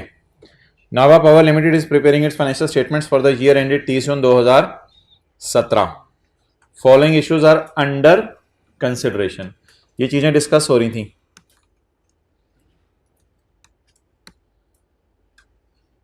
नाबाहा में साल ख़त्म होने से 15 दिन पहले, नहीं 1.5 महीना पहले हमारी फैक्ट्रीज के अंदर आग लग गई धमाके की वजह से, और कुछ लोगों ने आके कहा है कि भाईजान हमें पैसे दो. उसकी डिटेल ये है. 7 एम्प्लॉयज़ इंजर हुए हैं 30 जून से पहले. 7 इंजर तो सारे ही 15 मई को हुए होंगे ना. इंजर तो सारे ही 15 धमाका जब 15 मई को हुआ है तो इंजर भी 15 मई को हुए होंगे. तो ये तो नहीं कि 15 मई को धमाका हुआ है 17 मई को कोई बंदा आके कहे मुझे कुछ हो रहा है. तो 7 injured employees made claim before 30 June 17 and further 3 made in July 17. मैंने कहा था डेट्स को इग्नोर करें, ये हमारा स्टैंडर्ड है IS 10, इसलिए फिलहाल ये मत देखें कब कितने कौन आए, साल से पहले आए या बाद में आए, इसको जरा साइड पर रखते हैं. इन चक्रों को जरा छोड़ें. कितने लोग आ गए हैं भाईजान? 10 लोग आके क्या कह रहे हैं भाईजान कि हम इंजर हो गए हैं. हम क्या हो गए हैं? इंजर हो गए हैं. अकॉर्डिंग टू द लॉयर, हमने लॉयर को फोन किया, यार बंदे आ गए हैं जो डर था और वो इंजर भी हुए हैं और अपने जख्मों को साथ लेके आए हैं, तो हम उनके जख्मों पे मरहम भी नहीं लगा पा रहे, क्या करें?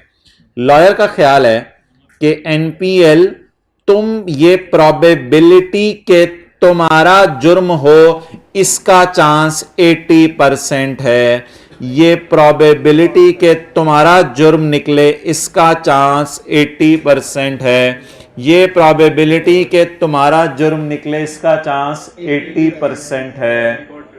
80% चांस है कि तुम लायबल हो जाओ. बता दें हाई चांस है केस हारने का या लो? तो इस डब्बे को सफ़े को नहीं भूलना, ये तो हमारा मेन सफ़े पे 224. तो it means we are feeling liable. Provision book होगी? ओके, प्रोविजन बुक होगी. प्रोविजन बुक होगी।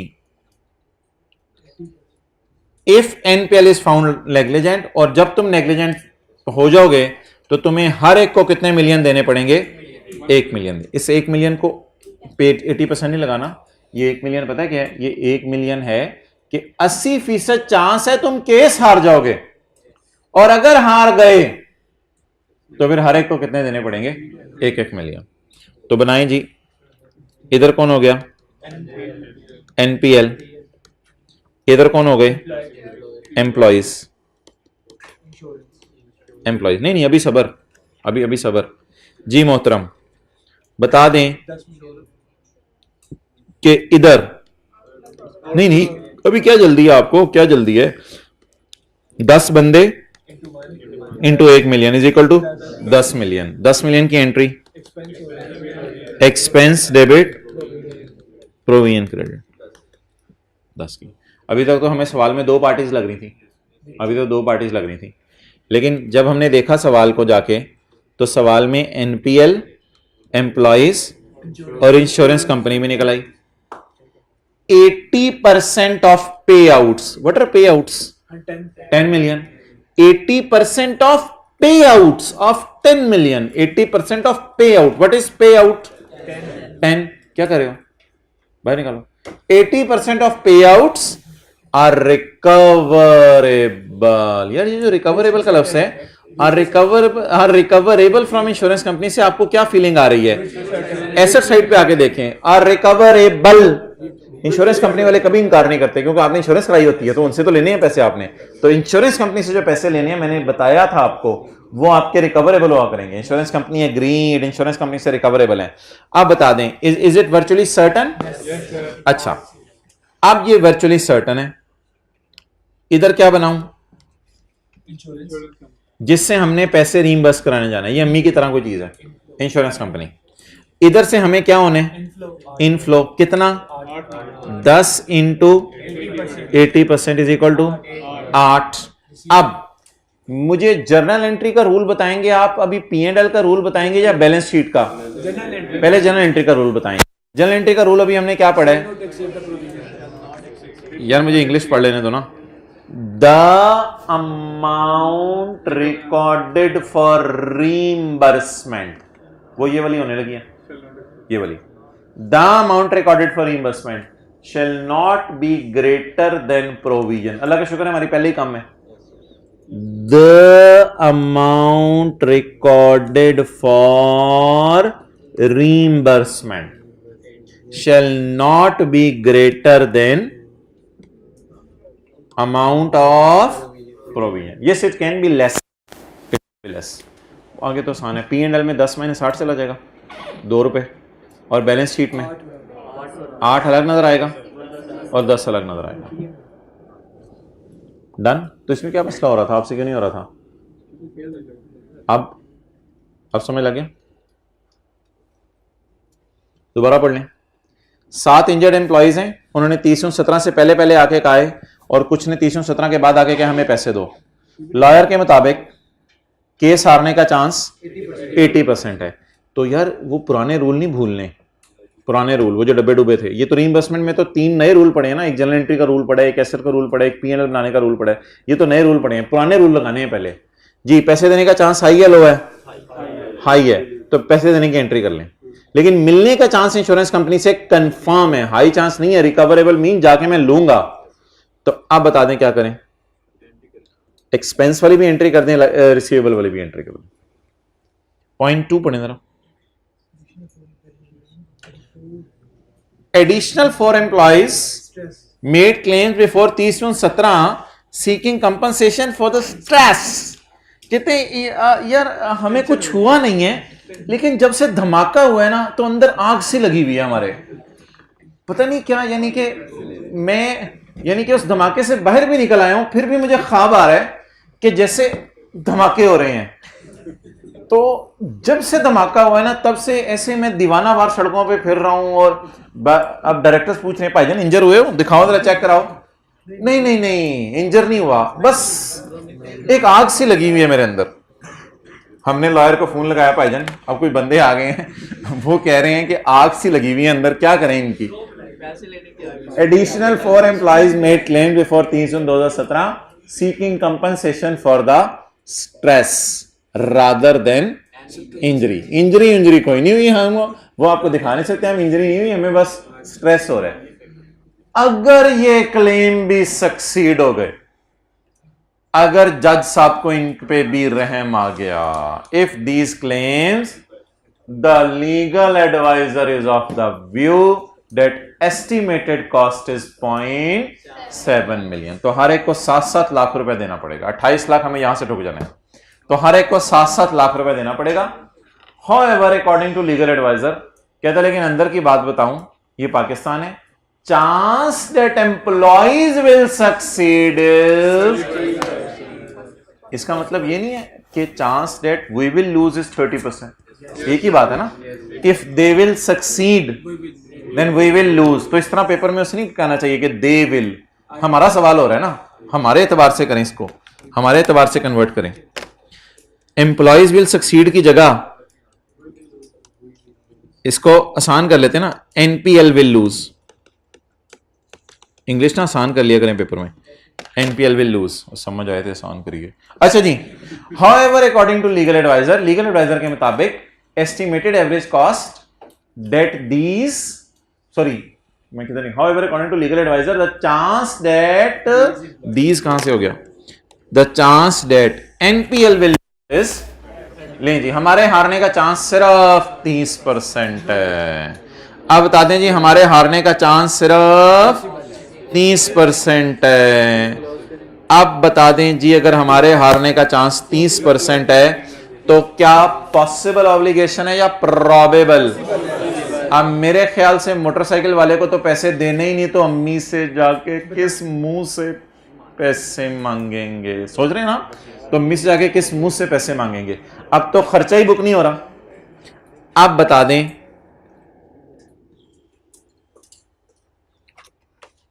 अब कहानी तो सारी यही रहेगी, लेकिन पिछली कहानी में यहां प्रोबेबल था और यहां वर्चुअली, इस कहानी में यहां पॉसिबल है। अगर पॉसिबल है तो means expense debit provision credit, rather it will be disclosed as a contingent liability giving brief nature of event and estimate of financial effect। भूल गया बात है ना, giving brief nature of event and estimate of financial effect. यार अब insurance company की journal entry कितने से करें? इंश्योरेंस कंपनी की जर्नल एंट्री की तुक्की नहीं बनती ना, क्योंकि एक जर्नल एंट्री के लिए रूल है, हमने पढ़ा हुआ, द रीइंबर्समेंट और receivable shall not exceed the amount of। अब इंश्योरेंस कंपनी का चीफ के कह भी दे कि तूने 80% मैं तुझे दे दूंगी, तो हम कहें अभी हमने अगले को ही नहीं देने, तो पता तो तू हमें दे देगी, तो क्या करेंगे हम उसका? तो इसलिए अगर इंश्योरेंस कंपनी कह भी रही है कि मैंने 80% पैसे, भाई जनेते से ये कर लो, अगर इंश्योरेंस कंपनी कह भी रही है कि 80% पैसे जो है वो मैंने आपको दे देने हैं, तो मैंने तो लाइबिलिटी वाली एंट्री बुक नहीं की। अगर कोई दीवाना मस्ताना, अकल का दीवाना वर्चुअली सर्टन समझकर, मैं मान रहा हूं वर्चुअली सर्टन है, वर्चुअली सर्टन समझकर इसकी एंट्री कर भी देगा, तो ऐसी सूरत में उसे स्टैंडर्ड लेके गया होगा, स्टैंडर्ड से ये लाइन निकल के चपेट मारेगी और वो एंट्री सही कर लेगा। The amount recorded for receivable, इसको रिसीवेबल लिखें क्योंकि घर में समझ नहीं आएगा, पहला दिन है ना आज। The amount recorded for receivable shall not be greater than amount of provision. Why I cannot book receivable? Though it is recoverable, though it is virtually certain, but I will not book it. Why? No provision. So no journal entry. इधर भी हालांकि virtually certain है, लिखें इधर virtually certain. यार virtually certain पे है ना, तो वैसे तो वर्चुअली सर्टन के लफ्ज़ है ना रिकवरेबल का मतलब, वो सही आप बात कर रहे हो, लेकिन ये एंट्री अल्लाह का शुक्र हम करेंगे नहीं किसी भी सूरत में पेपर में।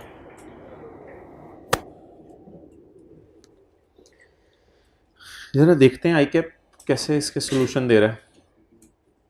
दोनों का पढ़ लें सोल्यूशन, बस फिर खत्म करें। दोनों का सोल्यूशन जरा पढ़ लेते हैं, कैसे दे रहा है ICAP सोल्यूशन। एक तो वो पुरानी वाली बातें लिखनी है ना, पास्ट इवेंट, प्रोबेबल आउटफ्लो और outflow of economic benefits is reliably estimate. तो वो तीन बातें तो प्रोविजन की लिखनी है ना, वो जो पहले पढ़ी हुई हैं, और फिर इन्वेस्टमेंट वाले जो दो पैराज नए पढ़े हैं वो भी। तो पहले का जवाब देख लें पहले। As on 30/17, NPL should record a provision of 10 injured employees because the reporting date there is present obligation. Reporting date का मतलब है balance sheet date. There is a present obligation in respect of a past event. past event. Past event क्या है? NPL's lawyer estimate debt. अब reliable estimate लग रहा है यार। ये बातें, ये पैरा अगर आपको समझ नहीं आ रहा ना और भूल गया हुआ है, तो ये पैरा मैंने आपको कहा था कि इस पैरे में ना ये लाइनें लिख के आनी है, present obligation due to past event, probable outflow और रिलायबल एस्टिमेट। तो ये दो तीन बातें वो लिखने लगे।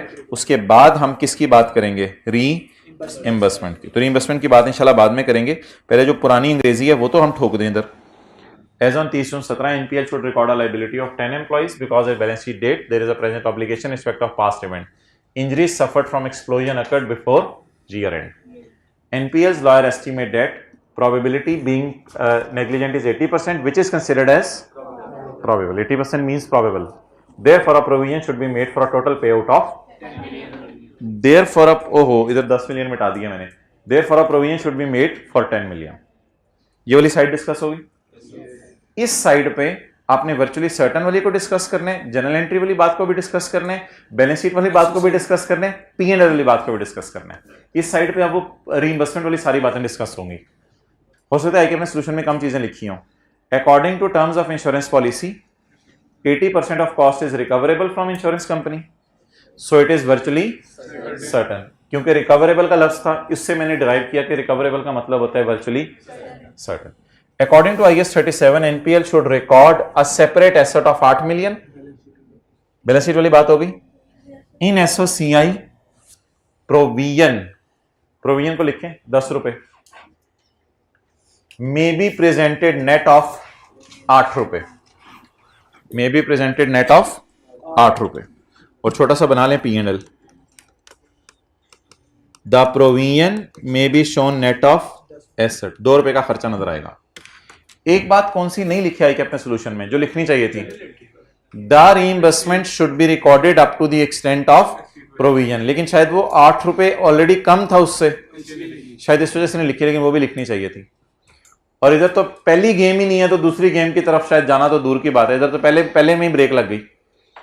As per legal advice there is only, ये फिक्रा तो सवाल से उठा लिया करेंगे आप। As per legal adviser there is 30% chance.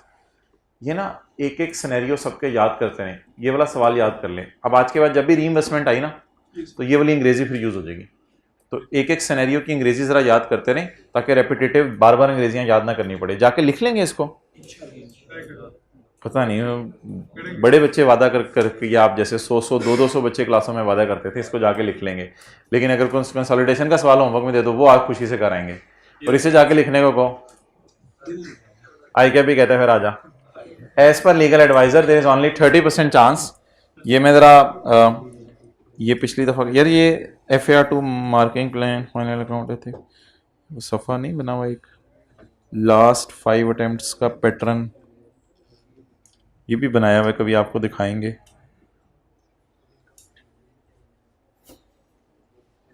IAS 1037 17 number, 19 number, 7 8 number, 15 number. अच्छा,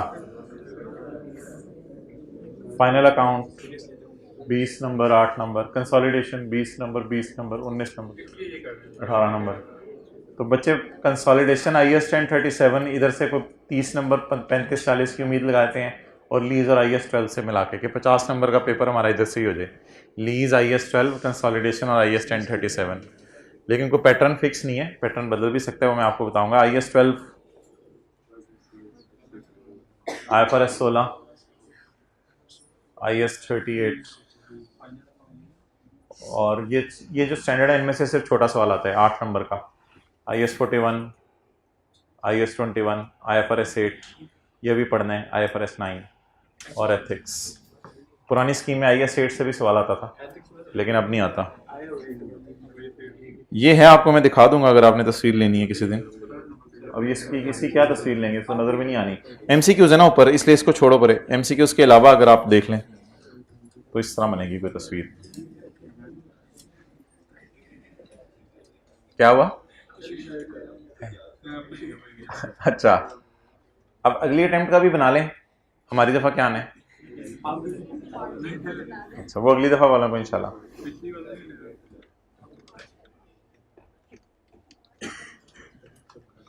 अच्छा, अब क्या करेंगे, इन टॉपिक्स के सारे सवाल करेंगे तो बहुत अच्छा हो जाएगा ईद की छुट्टियों में।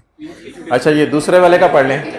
As per legal adviser there is only 30% chance that claim lodged against the company for undue stress will succeed, so payment of 2.8 million is possible obligation, consequently NPL should disclose this as a contingent, giving brief description of event and estimate of।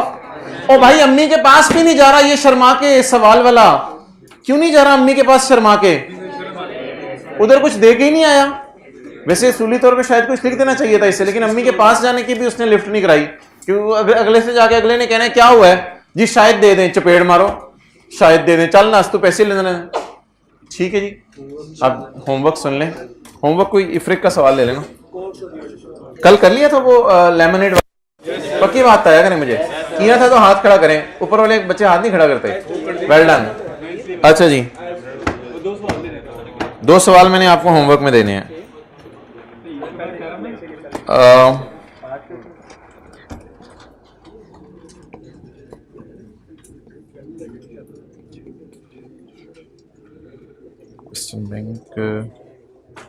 Question bank किधर है? And पे।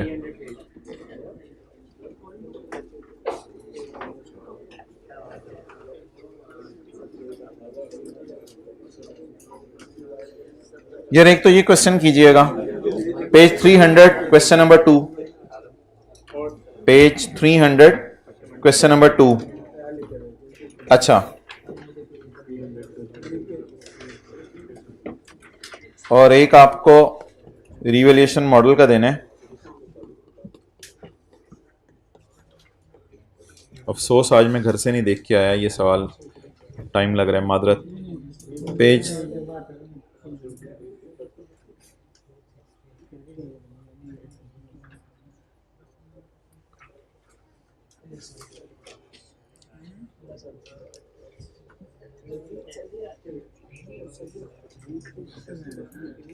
इधर है कोई सवाल? इधर पर है, ये वाले हो गए हैं सारे?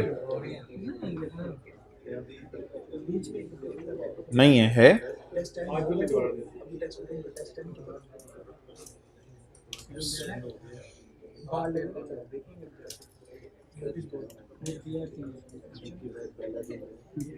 क्वेश्चन 8 ये शायद हो। पॉज करो यार, शुरू करना है। पेज 263 क्वेश्चन 8 ये मस्ट करना है। Page 263 question 8। ठीक है जी, कल इंशाल्लाह फिर 2 दफ़ा मिलते हैं। ओके, 3:15 ही होगा।